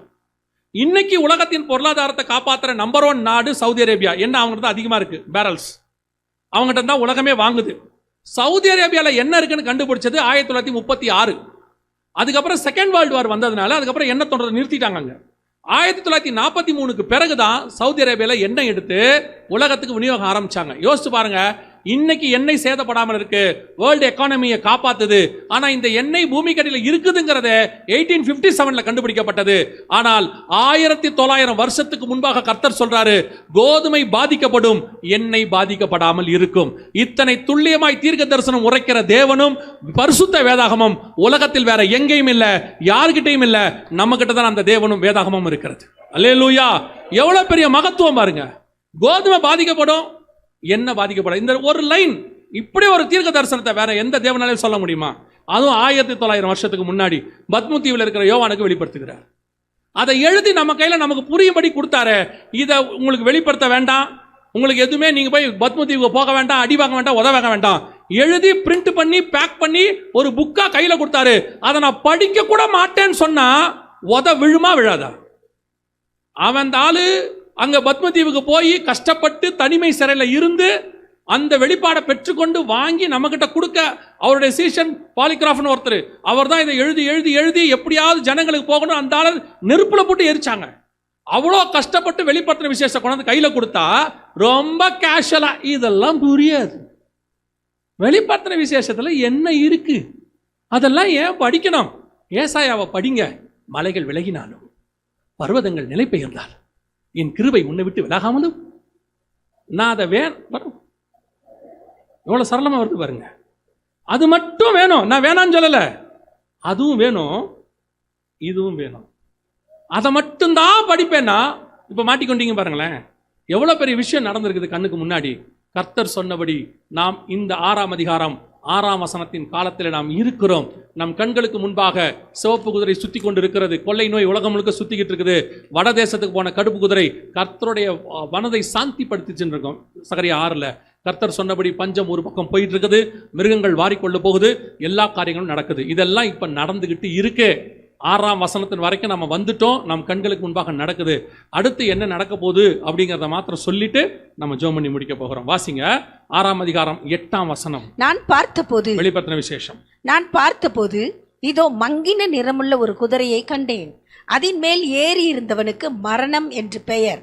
பாதாளம் அவன் பின் சென்றது. பட்டயத்தினாலும் பஞ்சத்தினாலும் சாவினாலும் பூமியின் துஷ்ட மிருகங்களினாலும் பூமியின் கார்பங்கில் உள்ளவர்களை கொலை செய்யும்படியான அதிகாரம் அவைகளுக்கு கொடுக்கப்பட்டது. இந்த மங்கின நிறமுள்ள குதிரைனா என்னன்னா, அதற்கு பேர் மரணம் என்று பெயர். இதில் நீங்க வாசிச்சு பார்த்தீங்கன்னா இந்த வசனம் சொல்லும், சகரியாவின் புஸ்தகம் 1ஆம் அதிகாரத்தில் இந்த சிவப்பு குதிரைக்கு பின்னாடி என்ன குதிரை வரும் அப்படின்னு இருக்கு. 1ஆம் அதிகாரம் 8ஆம் வசனம் வாசிங்க. இதோ இன்று ராத்திரி சிவப்பு குதிரையின் மேல் ஏறி இருந்த ஒரு புருஷனை கண்டேன். அவர் பள்ளத்தாக்கில் இருக்கிற மிருது செடிகளுக்குள்ளே நின்றார். அவருக்கு பின்னாலே சிவப்பும் மங்கின நிறமும் வெண்மையுமான குதிரைகள் இருந்தன. 6ஆம் அதிகாரத்துல அந்த சிவப்பு குதிரை இருக்கும்பொழுது கருப்பு குதிரை வடதேசத்துக்கு போயிருச்சு. இப்ப சிவப்பு குதிரைக்கு பின்னாடி என்ன இருக்குது? மங்கின நிறமுள்ள குதிரை. இப்ப வெளிப்படுத்தல் 6:8 அந்த குதிரைக்கு பேரு மரணம் என்று பெயர். அந்த குதிரைக்கு பேர் என்னது? மரணம் என்று. பாதாளம் அவன் பின்னால் சென்றது. 4 வகையான மரணம் பூமிக்குள் வரும். 4 வகையானது வரும். நான் வேகமாக சொல்லிட்டு முடிக்கிறேன் நேரத்துக்குள்ள. 4 வகையான மரணம் வரும். முதலாவதாக பட்டயத்தினாலும். தூதன் கையில் பட்டயம் இருந்தால்தான் அதற்கு பேர் மரணம். மனுஷன் கையில் பட்டயம் இருந்தால் அதுக்கு பேரு யுத்தம். அடுத்து மிக முக்கியமான ஒரு யுத்தம் வருகிறது. அதான் 3ஆம் உலக யுத்தம். அதைத்தான் நேற்று நம்ம பார்த்தோம். ஆல்மோஸ்ட் நம்ம காலத்தில் நம்ம கண்களுக்கு முன்பாக அதை பார்ப்பதற்கு நிறைய வாய்ப்பு இருக்குது. இந்த வருஷமோ அடுத்த வருஷமோ, இது என்னுடைய கணிப்பு, தீர்க்க தரிசனம் இல்லை, கணிப்பு. நம் காலத்தில் 3rd World War, the war between the Russia and the Israel மிக துல்லியமாக நடக்கும். எசேக்கியேல் 38, 39 இந்த 2 அதிகாரத்திலையும் அது இருக்குது. ரஷ்யாவினே இருக்குது, ரோஷனே இருக்குது பைபிளில். இஸ்ரேலுக்கு விரோதமாக வடக்கு பக்கத்துலேருந்து வரணும் அப்படின்னு இருக்கு. ஸோ இந்த வார் நம் கண்களுக்கு முன்பாக நடக்கும். இது நியூக்ளியர் வாராக இருக்கும். இந்த நியூக்ளியர் வாரை பற்றி எசேக்கியேல் 39, 11, 15 2 வசனத்தில் இருக்குது. சகரியாவின் புஸ்தகத்திலையும் 14ஆம் அதிகாரம் 12வது வசனத்தில் இந்த நியூக்ளியர் வார் அதோடைய ரிசல்ட் எப்படி இருக்கும் அப்படின்னு பைபிள் சொல்லுது. ஸோ இது நியூக்ளியர் வாருங்கிறதுக்கான மிக முக்கியமான அடையாளங்கள் அங்கே இருக்குது. அடுத்து பஞ்சத்தினாலும், இப்போ நீங்கள் பார்க்குறது உணவு பஞ்சம் மட்டும் 6வது வசனத்தில், வெளிப்படத்தில் 6:6. ஆனால் அடுத்து வரப்போகுது தண்ணி பஞ்சம், காத்து பஞ்சம், வசன பஞ்சம் எல்லாம் வந்துடும். கர்த்தர் சொல்ற அத்தனை பஞ்சம், பைபிளில் என்னென்ன பஞ்சம்னு சொல்றாரோ எல்லா பஞ்சமும் ஒன்றாக வரும். அதுக்கு அடுத்து 3வது என்ன இருக்குது? சாவினாலும். சாவினாலும்னா என்னன்னா, இப்போ நீங்கள் இயற்கை பேரழிவுகள் எல்லாம் பார்க்குறீங்கல்ல, இது மிக மோசமான கண்டிஷனுக்கு வந்திருக்குது. யார் இன்னைக்கு நியூஸ் பார்த்தீங்க? நியூஸ் யாராவது நீங்கள் பார்த்தீங்களா? பூகம்பத்தை பற்றி ஒன்று ஜப்பானில் ஒன்று வந்திருக்குன்னு பார்த்தீங்களா? இந்த 2 வாரத்தில் மட்டும் ஜப்பானில் எத்தனை பூகம்பம் தெரியுமா? 900, 900. 2 வாரம் 14 நாளில் 900 பூமி அதிர்ச்சி நடந்திருக்கு. அந்த தீவை விட்டு எல்லாரையும் காலி பண்ணிட்டான். நீங்க யோசிச்சு பாருங்களேன், ஒரு வாரத்துக்கு 450 அப்படின்னு கணக்கு பண்ணீங்கன்னா ஒரு நாளைக்கு கிட்டத்தட்ட கணக்குப்படி நீங்க பார்த்தீங்கன்னு சொன்னா ஒரு 70லேருந்து வந்திருக்கணும், 60லேருந்து 65 பூகம்பம் ஒரு நாளைக்கு நடக்கணும். 24 மணி நேரத்தில் 70 பூகம்பம்னா பூமி எப்படி இருக்கும் பாருங்க. அந்த ஊரில் ஷேக்லேயே தான் இருக்கும் போல, ட்ரெயினில் போகிற மாதிரி தரதரா தரதரா தரதரான்னு இருக்கும் போல. இந்த 2 வாரத்தில் மட்டும் 900. இதை விட மிக முக்கியமாக ஒன்று சொல்லியிருக்கிறாங்க, ஜப்பானில் கொடுத்துருக்கான். இது வரைக்கும் வராத அளவுக்கு ஒரு பெரிய பூமி அதிர்ச்சி வரப்போகுது. 3 லட்சம் பேர் சாகிற அளவுக்கு அது இருக்க போகுதுன்னு சொல்லியிருக்கிறாங்க. இது ஜப்பான் கொடுத்த ரிப்போர்ட்.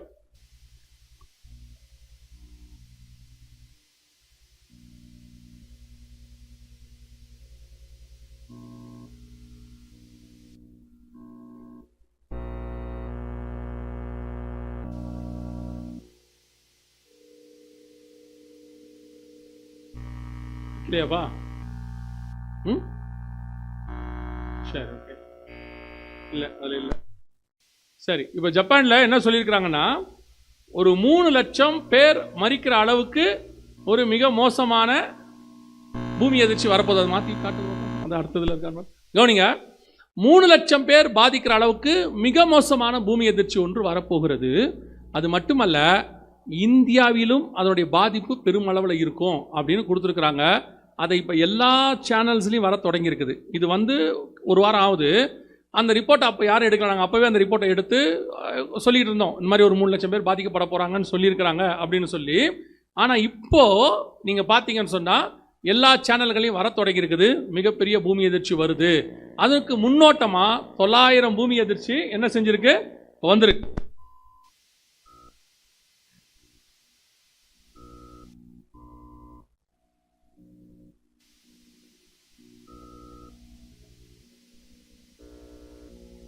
இங்கே பாருங்க, 3 லட்சம் பேர் பாதிக்கக்கூடிய அளவுக்கு பூமி அதிர்ச்சி வரும். இந்தியாவும் மிகப்பெரிய பாதிப்பை சந்திக்கும் அப்படின்னு சொல்லியிருக்கிறாங்க. இது சாவினாலும். அடுத்து அங்கே என்ன இருக்குது? துஷ்ட மிருகங்களினால் உண்டாகிற மரணம்.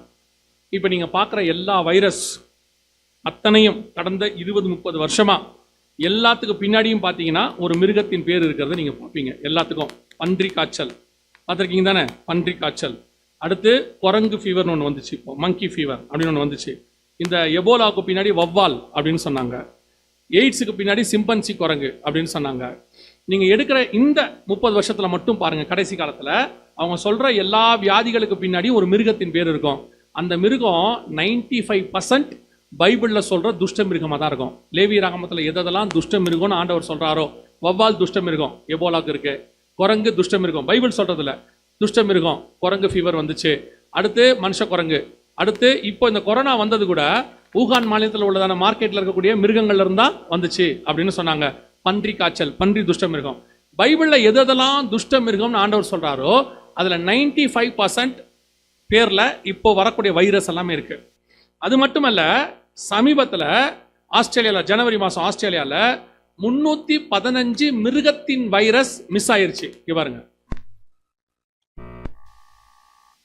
அவை விட 100 மடங்கு ஆபத்தான வைரஸ்கள் ஆஸ்திரேலிய ஆய்வகத்திலிருந்து மாயமாகி இருப்பதாக அந்நாட்டு அரசு அறிவித்திருப்பது உலக நாடுகளை அதிர்ச்சிக்குள்ளாக்கியுள்ளது. இதன் அபாயம் பற்றி வைரஸ் ஆராய்ச்சியாளருடன் சிறப்பு செய்தியாளர் ரஞ்சித் நடத்திய கலந்துரையாடல் இது. 315 வைரஸ் காணும், அத்தனையும் மிருகத்தின் வைரஸ். இதைத்தான் அவங்க வெப்பனா யூஸ் பண்ணுவாங்க, பயோ வெப்பன்னு சொல்லுவாங்க. இதை எடுத்து கிருமிகளாக மாற்றி ஜனங்கள் மேலே ஏவுறது. அப்படி தான் கொரோனா பண்ணாங்கன்னு ஒரு குரூப் சொல்லுது. சைனாவில் லேபில் இருந்து இது வந்துருச்சு. இப்போ அந்த உங்கள் ரூமர் உங்களுக்கு தெரியும், ஒன்று போயிட்டு இருக்குது. சைனாவில் லேபில் இருந்தால் இதை எடுத்தாங்கன்ட்டு. இப்போ இந்த லேபில் இருந்து எடுத்துட்டாங்கன்னு அவங்களே சொல்கிறாங்க.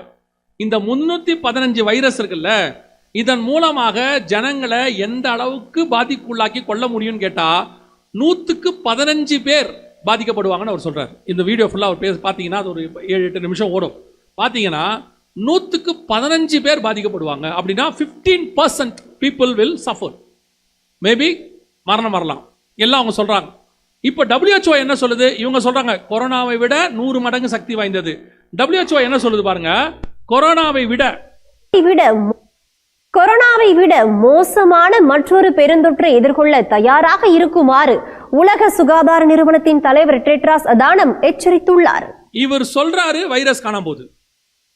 இதுக்கு அதுக்கு கனெக்ஷன் இருக்குன்னு நான் சொல்லல, நீங்க புரிஞ்சுக்கிட்டா அதுக்கு நான் பொறுப்பு இல்லை. இவர் சொல்றாரு கொரோனாவை விட மோசமான வைரஸ் எல்லாம் வரப்போகுது, கேர்ஃபுல்லா இருங்க. இங்க பாருங்க, மோசமான டிசீஸ் ஒன்று வருது அப்படின்றாரு. எப்படி வருது ஏதா வருதுன்னு அவருக்கு தான் தெரியுது. நம்ம ஊர் தீர்க்கதரிசி கூட தெரியல, அவருக்கு தெரியுது. ஆனா வைரஸ் காணோம். இப்ப உலகளாவிய வேதம் சொன்ன இந்த 4 முக்கியமான காரியங்களும் இப்ப இருக்கு கண்ணுக்கு முன்னாடி. ஒரு பக்கம் பஞ்சம், ஒரு பக்கம் கொள்ளை நோய், ஒரு பக்கம் யுத்தம், ஒரு பக்கம் இயற்கை பேரழிவு. அத்தனையும் நடக்குது. எல்லாத்துக்கும் ரிப்போர்ட் கொடுத்துருக்காங்க. இது 4ம் இப்ப நடக்குது, ஒன்னா நடக்குது. ஒன்றன் பின் ஒன்றாக வரப்போகுது. இது 10 வருஷம் கழிச்சு வரும், 20 வருஷம் கழிச்சு வரும், அப்படிலாம் இல்லை. இப்பவே 4ம் இருக்கு. இவைகளினால் எவ்வளோ பேர் பாதிக்கப்படுவாங்கன்னு அந்த வசனம் சொல்லுது. 6-8 சொல்லுது, பூமியில் உள்ளவர்களில் 1/4 பங்கில் உள்ளவர்களை கொலை செய்யும்படியான அதிகாரம் அதற்கு கொடுக்கப்பட்டது. வேர்ல்டு மக்கள் தொகையில் 1/4%, 25% பாதிக்கப்படும். இல்லைங்க அப்படிலாம் பாதிக்கப்படாது, நீங்க சும்மா சொல்றீங்க, அதை மாத்திருப்பா. இப்போ ஃபர்ஸ்ட் வச்சதை சும்மா சொல்றீங்க, அப்படிலாம் நடக்காது அப்படின்னு சொன்னீங்கன்னா நீங்க எப்படி வச்சிருக்கீங்களோ வச்சுக்கொள்ளுங்க. கொரோனாவில் மட்டும் எத்தனை கோடி பேர் செத்துருப்பாங்கன்னு நினைக்கிறீங்க நீங்க? கொரோனாவில் மட்டும் குறைஞ்சபட்சம் 10 கோடி பேர் செத்துருக்கணும். எப்படி சொல்றீங்க அப்படின்னு கேட்டீங்கன்னா, சைனாவுடைய மக்கள் தொகை இந்தியாவிட பின்னாடி போயிருச்சு, 2வது இடத்துக்கு போயிருச்சு. இந்தியா நம்பர் 1ல இருக்கு. இந்தியாவிட சைனாவில் 10 கோடி பேர் அதிகமாக இருந்தாங்க. 10 கோடி பேர் அதிகமாக இருந்தாங்க. நம்ம 140 கோடி இருக்கும்போது அவங்க 150 கோடி இருந்தாங்க. இப்போ சைனா 140 கோடிக்கு கீழே போயிருச்சு. அப்போ அந்த 10 கோடி பேர் என்னன்னாங்க? கொரோனாவில் போயிருக்கணும். UN கொரோனாவில் பாதிக்கப்பட்டவங்க அப்படிங்கிறதான ரிப்போர்ட்டை இன்னும் சைனா கொடுக்கல. எல்லா நாடும் கொடுத்துச்சு, சைனா மட்டும் இன்னும் கொடுக்கவே இல்லை. இது மட்டுமே நான் சொல்கிறேன். நாங்கள் அது வந்த போதே சொன்னோம், அரசாங்கம் ஒரு ரிப்போர்ட் கொடுக்குறாங்க, ஆனால் அதை விட அதிகமாக தான் ஜனங்க செத்துருப்பாங்க அப்படின்னு நாங்கள் சொல்லியிருந்தோம். கவனிங்க, இப்போ நம்ம கவர்மெண்ட்டில் கொடுத்துருக்க ரிப்போர்ட் ஆய்வு பண்ணி அவங்க ஒரு ரிப்போர்ட் கொடுத்துருக்குறாங்க. என்ன கொடுத்துருக்காங்க பாருங்க. இந்தியாவில் கொரோனா பாதிப்பு அரசால் அறிவிக்கப்பட்டதை விட 8 மடங்கு அதிக ஆய்வில் அதிர்ச்சி தகவல். இங்க இருக்கு பாருங்க, சுகாதார அமைச்சகம் இதை மறுத்திருக்கு. ஆனால் இவங்க என்ன சொல்லியிருக்கிறாங்கன்னா 8 மடங்கு அதிக உயிரிழப்பு நடந்திருக்குது அப்படின்னு சொல்றாங்க.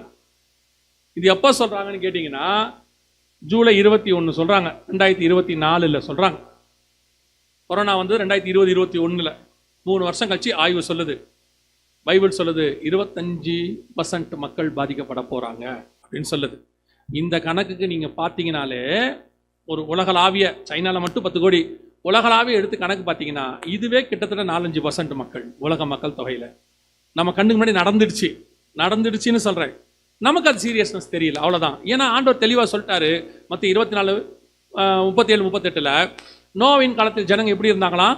வெள்ளம் வந்து வாரிக்கொண்டு போகும் அளவும் உணராதிருந்தார்கள். இப்போ அதான் இருக்கு. இத்தனை கோடி பேர் செத்துருக்கான், உணர்வு இருக்குதா?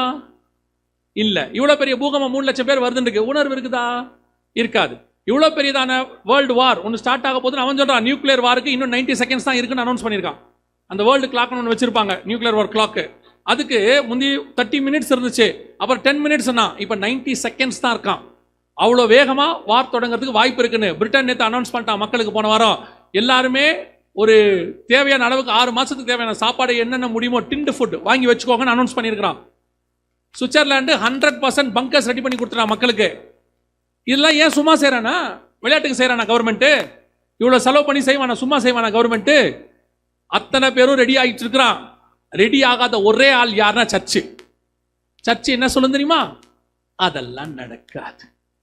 கர்த்தர் கிருபை உள்ளவர், இரக்கத்தின் தேவன், அதை அனுமதிக்க மாட்டார். இது வரைக்கும் வந்ததெல்லாம் யார் கொடுத்தது? அப்புறம் யார் அனுமதியில் வந்துச்சு? அப்புறம் ஒரு கூட்டம் சொல்லுவாங்க, வசனத்தை பிடிச்சிப்பாங்க. என்ன சொல்லுவாங்க? நினிவேக்கு இறங்கின தேவன் நமக்கும் இறங்குவார். நான் எப்பவும் சொல்வேன், நினிவேக்கு இறங்கின தேவன் நமக்கும் 100% நான் ஒத்துக்கிறேன். நினிவேக்கு இறங்கினவர் நமக்கும் இறங்குவார். நீங்க நினிவே ஜனங்க மாதிரி ஜோம் பண்ண ரெடியா?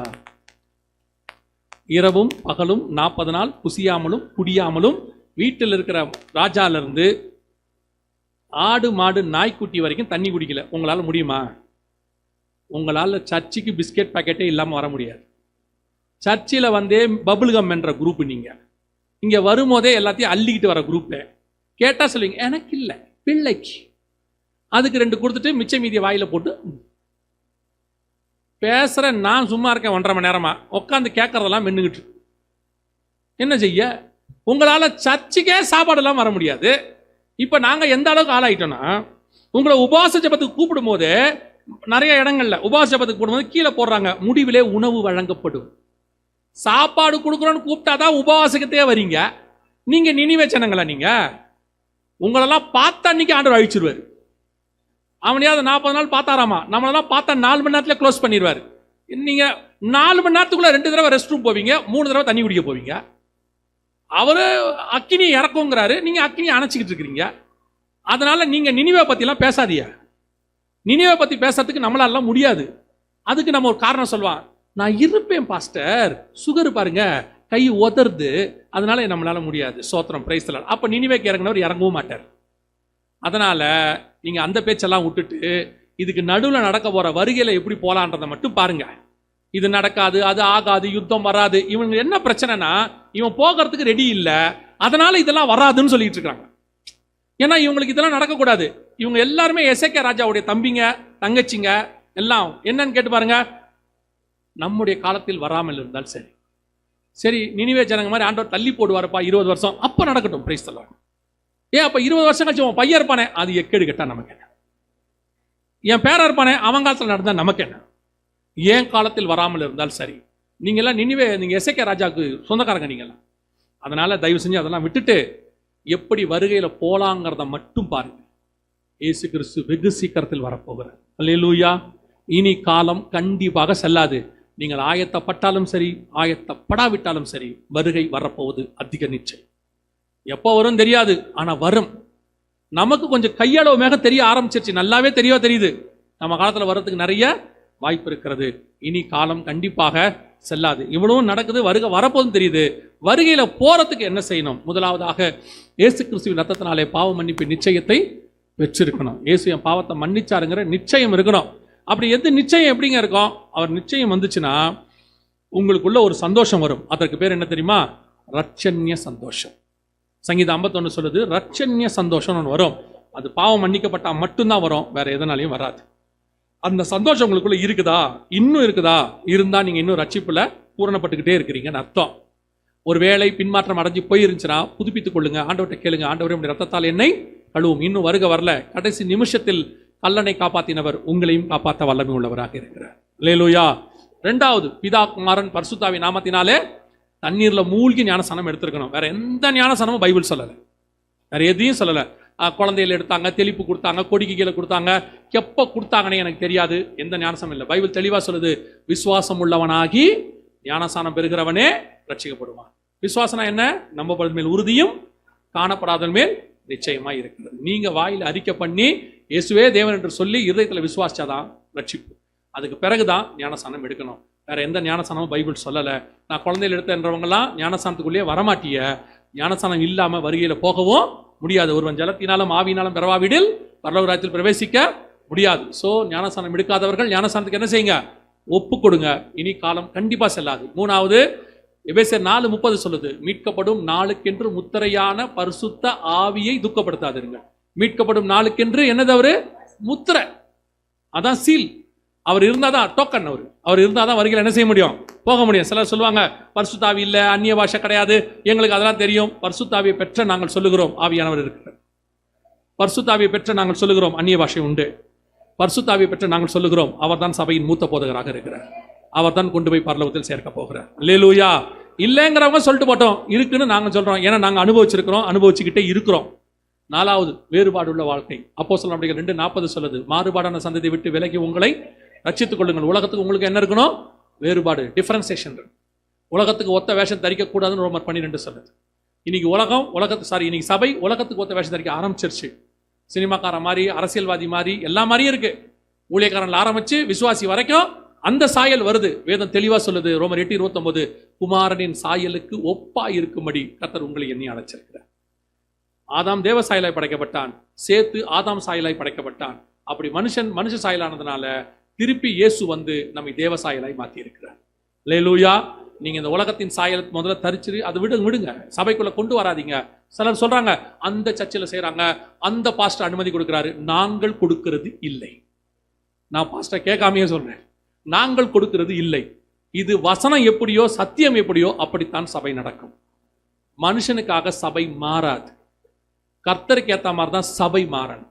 உங்களுக்கு ஏற்ற மாதிரி நாங்க மாறினா நீங்களும் பரலோகத்துக்கு போக மாட்டீங்க, நாங்களும் போக மாட்டோம். ஏன்னா வசனம் சொல்லுது, இன்னும் நான் மனுஷனை பிரியப்படுத்துகிறவனா இருந்தால் தேவனுக்கு ஊழியக்காரன் அல்லவே. நாங்கள் கர்த்தரை பிரியப்படுத்த வேண்டும் நினைக்கிறோம். நீங்களும் கர்த்தரை பிரியப்படுத்துங்க, மொத்தமா வருகையில போக முடியும். அல்லேலூயா. அஞ்சாவது, சுவிசேஷம் அறிவித்தல் உங்கள் மேல் விழுந்த கடமை. நீங்க வருகையில போகும்போது இங்கிருந்து பூமியிலிருந்து எதுவும் வராது என்பது உங்களுக்கு தெரியும். மரணம் முந்தினாலும் சரி, வருகை முந்தினாலும் சரி, எதுவும் வராது.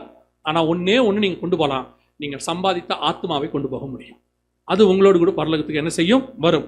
இப்போ இதுக்கு நாங்கள் ஒரு காரியத்தை செய்திருக்கிறோம். என்ன அப்படின்னு கேட்டீங்கன்னா, சிலர் நாங்க போன இடங்கள்லாம் நிறைய பேர் இது கேட்டதுனால, இந்த காரியங்கள்லாம் இவ்வளவு சொல்றீங்களே, இது ஒரு டிராக்டா இருந்தா கடைசி காலங்கிறதுக்கு நாங்க போய் என்ன செய்ய முடியும்? இதான் நாங்க என்னால எக்ஸ்பிளைன் பண்ண முடியல, இது ஒரு டிராக்டா தான் நாங்க கொடுப்போம், அவங்களுக்கு சொல்ல முடியும், அவங்கள ரெடி பண்ண முடியும்னு அநேகர் சொன்னதுனால, கர்த்தரும் லீட் பண்ணதுனால ஒரு டிராக்ட் ஒன்று போட்டிருக்கிறோம். உலகத்தில் இனி சம்பவிப்பது என்ன அப்படின்னு சொல்லி ஒரு டிராக்ட் போட்டிருக்கோம். வெறும் இதுதான். இப்போ நீங்க பார்த்த விஷயங்கள் மட்டும் இருக்கும், ஒரு அளவுக்கு தான் இருக்கும். ஏன்னா இவ்வளவுதான் டிராக்ல போட முடியும் இருக்கும். கீழே சபைக்கு ஒரு இடம் கொடுத்துருப்போம், சபை அட்ரஸ் போடுறது. நீங்கள் இங்க இருக்கிறவர்கள் அத்தனை பேரும் போகும்போது உங்களால எவ்வளவு முடியுமோ அவ்வளவு வாங்கிட்டு போகாதீங்க. ஏன்னா நீங்க என்ன பண்ணுவீங்கன்றது எங்களுக்கு நல்லா தெரியும். மொத்தமா வாங்கி கொண்டு போய் பரண மேல போட்டுருவீங்க. ஒரு ஆளுக்கு 5 தான் தருவாங்க, 5 தான் தருவாங்க. நீங்க என்ன பண்ணணும் தெரியுமா? ரட்சிக்கப்படாம உங்களுக்கு தெரிந்த நண்பர்கள், சொந்தக்காரர்கள், உங்க வீட்டில் இருக்கிறவங்க யாராவது இருந்தா அந்த 5 பேரை எழுதி வச்சு ஜெபம் பண்ணணும். முதல்ல நல்லா அவங்களுக்காக ஜெபம் பண்ணிட்டு இந்த டிராக்டை கொண்டு போய் கொடுங்க. கர்த்தர் அவரை ரட்சிக்க வல்லமை உள்ளவராக இருக்கிறார். இதை கொண்டு போய் தெருவா எல்லாருக்கும் கொடுக்கறது இல்லை. இது இப்பவும் சொல்றேன், தெருவா எல்லாருக்கும் கொடுக்கறதுக்கு இல்லை. நீங்க ஒரு 5 பேரை செலக்ட் பண்ணுங்க. ரட்சிக்கப்படாதவங்க, உங்க சொந்தக்காரங்க, நண்பர்கள், கூட வேலை பார்க்குறவங்க யாரை வேணா இருக்கட்டும், நல்லா அவங்களுக்காக ஜெபம் பண்ணிட்டு போங்க, இதை கொடுங்க. கர்த்தர் பேச வல்லமை உள்ளவராக இருக்கிறார். அல்லேலூயா. ஸோ ஒரு ஆளுக்கு 5 தான் தருவாங்க, வெளியே இருக்குது, போகும்போது நீங்கள் வாங்கிக் கொள்ளலாம். ஆண்டவர் வெகு சீக்கிரத்தில் வரப்போகிறார். அல்லேலூயா. நான் பாஸ்டர் சொன்னதை ஒரு 5 நிமிஷம் எக்ஸ்ட்ரா எடுத்துட்டேன், தப்பா எடுத்துக்காதீங்க. நம்ம ஜெபம் பண்ணுவோமா? எந்திரிக்கலாம் நம்ம எல்லோரும், வாங்க.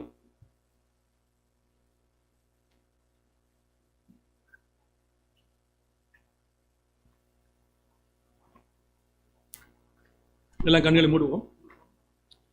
மிக முக்கியமான ஒரு நேரம், 5 நிமிஷம் மட்டும். ஒருவேளை பஸ் போயிடும் அப்படின்றவங்க போங்க, இல்ல அப்படின்னா தயவு செய்து இந்த 5 நிமிஷம் ஜெபம் பண்ணிட்டு போங்க. இதான் இருக்கிறதுலே ரொம்ப முக்கியம். எல்லாம் கண்களை மூடுவோமா? ஒரே ஒரு காரியம் தான், உங்களை நீங்க ஆராய்ந்து பாருங்க, இந்த வருகையில நீங்க போவீங்களான்னு சொல்லி அதை மட்டும் ஆராய்ந்து பாருங்க. வேற எதுவும் இப்ப செய்ய வேண்டாம். சரியா அந்த 5 நிமிஷத்துல பாஸ்டர் கையில கொடுத்துருவேன். ஒரே ஒரு நிமிஷம் மட்டும். கிறிஸ்து வரும்போது அவரை சந்திக்கிற கூட்டத்தில் நான் இருக்கிறேனா? என் ஆவி, ஆத்மா, சரீரம் கிறிஸ்துவுக்கு முன்பாக எப்படி இருக்கிறது? அதை மட்டும் ஆராய்ந்து பாருங்க. ஒருவேளை உங்களுக்குள்ள இருக்கிற மனசாட்சி, உங்களுக்குள்ள இருக்கிற ஆவியானவர், இல்ல நீ இன்னென்ன காரியங்களை பலவீனமா இருக்கிற, நீ இதுலேருந்து விடுபடணும்னு உணர்த்துவாரால். ஏன்னா அவர் கண்டித்து உணர்த்துறவர். உணர்த்துனா இன்னைக்கு அதை விட்டு விடுகிறதான ஒரு நேரம், இன்னைக்கு நாம புதுப்பிக்கிறதான ஒரு நேரம், புதிய மனுஷனாக மாறுறது நேரம், பழைய காரியங்கள் சிலுவையிலே அறைகிறதான ஒரு நேரம், இனி நான் அல்ல கிறிஸ்துவே வாழுகிறார் என்கிறதான ஒரு நேரம். இந்த ஒரு நிமிஷம் மொத்தம் அப்படியே கண்களை மூடி, வேற எதுவும் செய்ய வேண்டாம், துதிக்க வேண்டாம், ஸ்தோத்திரம் பண்ண வேண்டாம், எதுவும் செய்ய வேண்டாம். கண்களை மூடி உங்களை ஆராய்ந்து பாருங்க. நம்மை நாமே நிதானத்தை அறிந்தோமானால் நாம் நியாயம் தீர்க்கப்படும். இந்த ஒரு நிமிஷம் மட்டும் கண்களை மூடி நல்லா ஆராய்ந்து பாருங்க, இந்த வருகையில் போகிறதுக்கு எது தடைன்னு சொல்லி. அந்த நேரத்தில் எல்லா கண்களை மூடி இருப்போம். ஒரே ஒரு கேள்வியை கேட்டு நான் முடிக்க விரும்புகிறேன். நான் இன்னும் தண்ணியில் மூழ்கி ஞானஸ்தானம் எடுக்கலை, தண்ணியில் மூழ்கி ஞானஸ்தானம் எடுக்கலை. நான் தண்ணியில் மூழ்கி குழந்தையில எடுத்தேன், அது ஞானஸ்தானம் இல்லைன்னு எனக்கு தெரிஞ்சிருச்சு. வருகை வரப்போகுது, மிக சமீபம்னு எனக்கு புரிஞ்சிருச்சு. கர்த்தர் உணர்த்தி இருக்கிறாரு, நான் தண்ணியில் மூழ்கி ஞானஸ்தானம் எடுக்க என்னை ஒப்பு கொடுக்குறேன் அப்படின்றவங்க மாத்திரம் கரங்களை உயர்த்துங்க. நான் உங்களுக்காக ஜெபிக்க போகிறேன். ஞானஸ்தானத்துக்கு ஒப்பு கொடுக்குறவங்க, இது வரைக்கும் எடுக்காதவங்க, இன்னைக்கு ஒப்பு கொடுக்குறவங்க மட்டும், இது வரைக்கும் நான் எடுக்கல இன்னைக்கு தரேன் அப்படிங்கிறவங்க மட்டும். வேற யார் இருக்கிறீங்க? 3, 4, 5 பேர் இருக்கிறாங்க. வேற யார் 6 பேர் இருக்கிறாங்க. வேற யார் இருக்கீங்களா? 7, 8, 9 பேர் இருக்கிறாங்க. சரி, அநேகர் 10 பேர் இருக்கிறாங்க. வெளியா இருக்கிறீங்கன்னு தெரியல. இந்த கூட்டம் முடிந்த உடனே இந்த கரங்களை உயர்த்தி இருக்கிறவங்க எல்லாரும் ஒரு 2 நிமிஷம் வந்து முன்னாடி உங்கள் ஊழியக்காரர் இங்கே இருக்கிறாங்க, அவங்கள பார்த்துட்டு போங்க. ஞானஸ்தானம் எடுக்க என்ன செய்யணும்னு அவங்க உங்களுக்கு சொல்லுவாங்க. ஒருவேளை வேறு சபையிலிருந்து நீங்கள் வந்திருந்து உங்கள் சபையில் ஞானஸ்தானம் கொடுப்பாங்கன்னா அங்கே போயிடுங்க. ஆனால் அங்கே கொடுக்க மாட்டாங்க, அங்கே தெளிப்பு தான் இருக்குது, தண்ணியில் மூழ்கிலாம் இல்லைன்னா நீங்களும் முன்னாடி வாங்க, இங்கே என்ன செய்யணும்னு உங்களுக்கு அவங்க சொல்லுவாங்க. கரங்களை கீழே போடுவோம், நாம் ஜெபிக்க போகிறோம். கர்த்தர் இந்த 2 நாளும் என்னோடு கூட பேசி இருக்கிறார். வருகைக்கு ஆயத்தப்படணும்னு எனக்குள்ள ஆண்டவர் ஒரு பாரத்தை கொடுத்திருக்கிறாரு, ஒரு வாஞ்சியை கொடுத்திருக்கிறாரு. நான் மட்டுமில்ல, நானும் என் வீட்டாரும் நாங்கள் பிரவேசிக்கணும் வருகையில். நானும் என் வீட்டாரும் மட்டும் இல்லை, இந்த டிராக்டை கொடுக்க போறேன், அதை வாசிக்கிறவங்களும் ரட்சிக்கப்படணும். நாங்கள் ஒரு கூட்டமா பரலோகத்துக்குள்ள நுழையணும். நான் வெறும் கையா கிறிஸ்துவ சந்திக்க வந்துடவே கூடாது அப்படின்னு சொல்லி உணர்த்தப்பட்டிருந்தீங்கன்னா உங்க கரங்களை ஆண்டவருக்கு நேராக உயர்த்தி, ஆண்டவரே நீர் வரும் பொழுது நானும் என் வீட்டாரும் நாங்கள் குடும்பமாக இந்த வருகையில் வர வேண்டும் ஆண்டவரே. நான் டிராக்ஸ் கொடுக்கிறவங்களும் வரணும் ஆண்டவரே. அப்பா, என் குடும்பத்தில் ரட்சிக்கப்படாதவங்களும் வரணும் ஆண்டவரே. ஒப்பு கொடுத்து ஜெபம் பண்ணுவோமா? சர்வ வல்லமையுள்ள எங்கள் தகப்பனே, இந்த நாளுக்காக உமக்கு நன்றி. கிருபையுள்ள கரத்தில் தாழ்த்துகிறோம் ஆண்டவரே. 2 நாளும் சபையில் இடைப்பட்ட தயவுக்காய் ஸ்தோத்திரம், விதைத்த வார்த்தைகளுக்காய் நன்றி. வருகிற நாட்களிலே 100% பலன்களை நாங்கள் பார்க்க போறதுக்காக உமக்கு நன்றி. ஒவ்வொருத்தருக்குள்ள கிரியை செய்யும் ஆண்டவரே. ராத்திரியிலே கர்த்தர் நீர் பேசுவீராக, இடைபடுவீராக. ஸ்நானத்துக்கு ஒப்பு கொடுத்த பிள்ளைகள் அத்தனை பேருக்காய் ஸ்தோத்திரம். சீக்கிரத்தில் எடுக்க கர்த்தர் கிருபை தாருங்க ஆண்டவரே. கரங்களை உயர்த்தி ஜெபித்துக் கொண்டிருக்கிற ஒவ்வொருத்தருடைய ஜெப குறிப்புகளை நீர் அறிந்திருக்கிறீர் ஆண்டவரே. ரட்சிக்கப்படாதவர்கள் எல்லாம் ரட்சிக்கப்பட கர்த்தர் கிருபை தருவீராக. முடிவு பரியந்தம் நிலைநிற்க கர்த்தர் கிருபை தருவீராக. விரோதமாய் உருவாக்கப்படுகிற ஆயுதங்கள் வாய்க்காதே போவதாக. வந்த ஜனங்கள் எல்லாம் சுகபத்திரமா வீடு போய் சேர கிருபை பாராட்டும் ஆண்டவரே. ஊழியக்காரருக்காக, ஒரு குடும்பத்துக்காக, திருச்சபைக்காய் ஸ்தோத்திரம். கர்த்தர் அவர்களையும் ஆசீர்வதியும். உடைய மகிமை மூடிக்கொள்ளட்டும். எங்கள் ஆண்டவர் இயேசு கிறிஸ்துவின் நாமத்தில் பிதாவே, ஆமென், ஆமென், ஆமென்.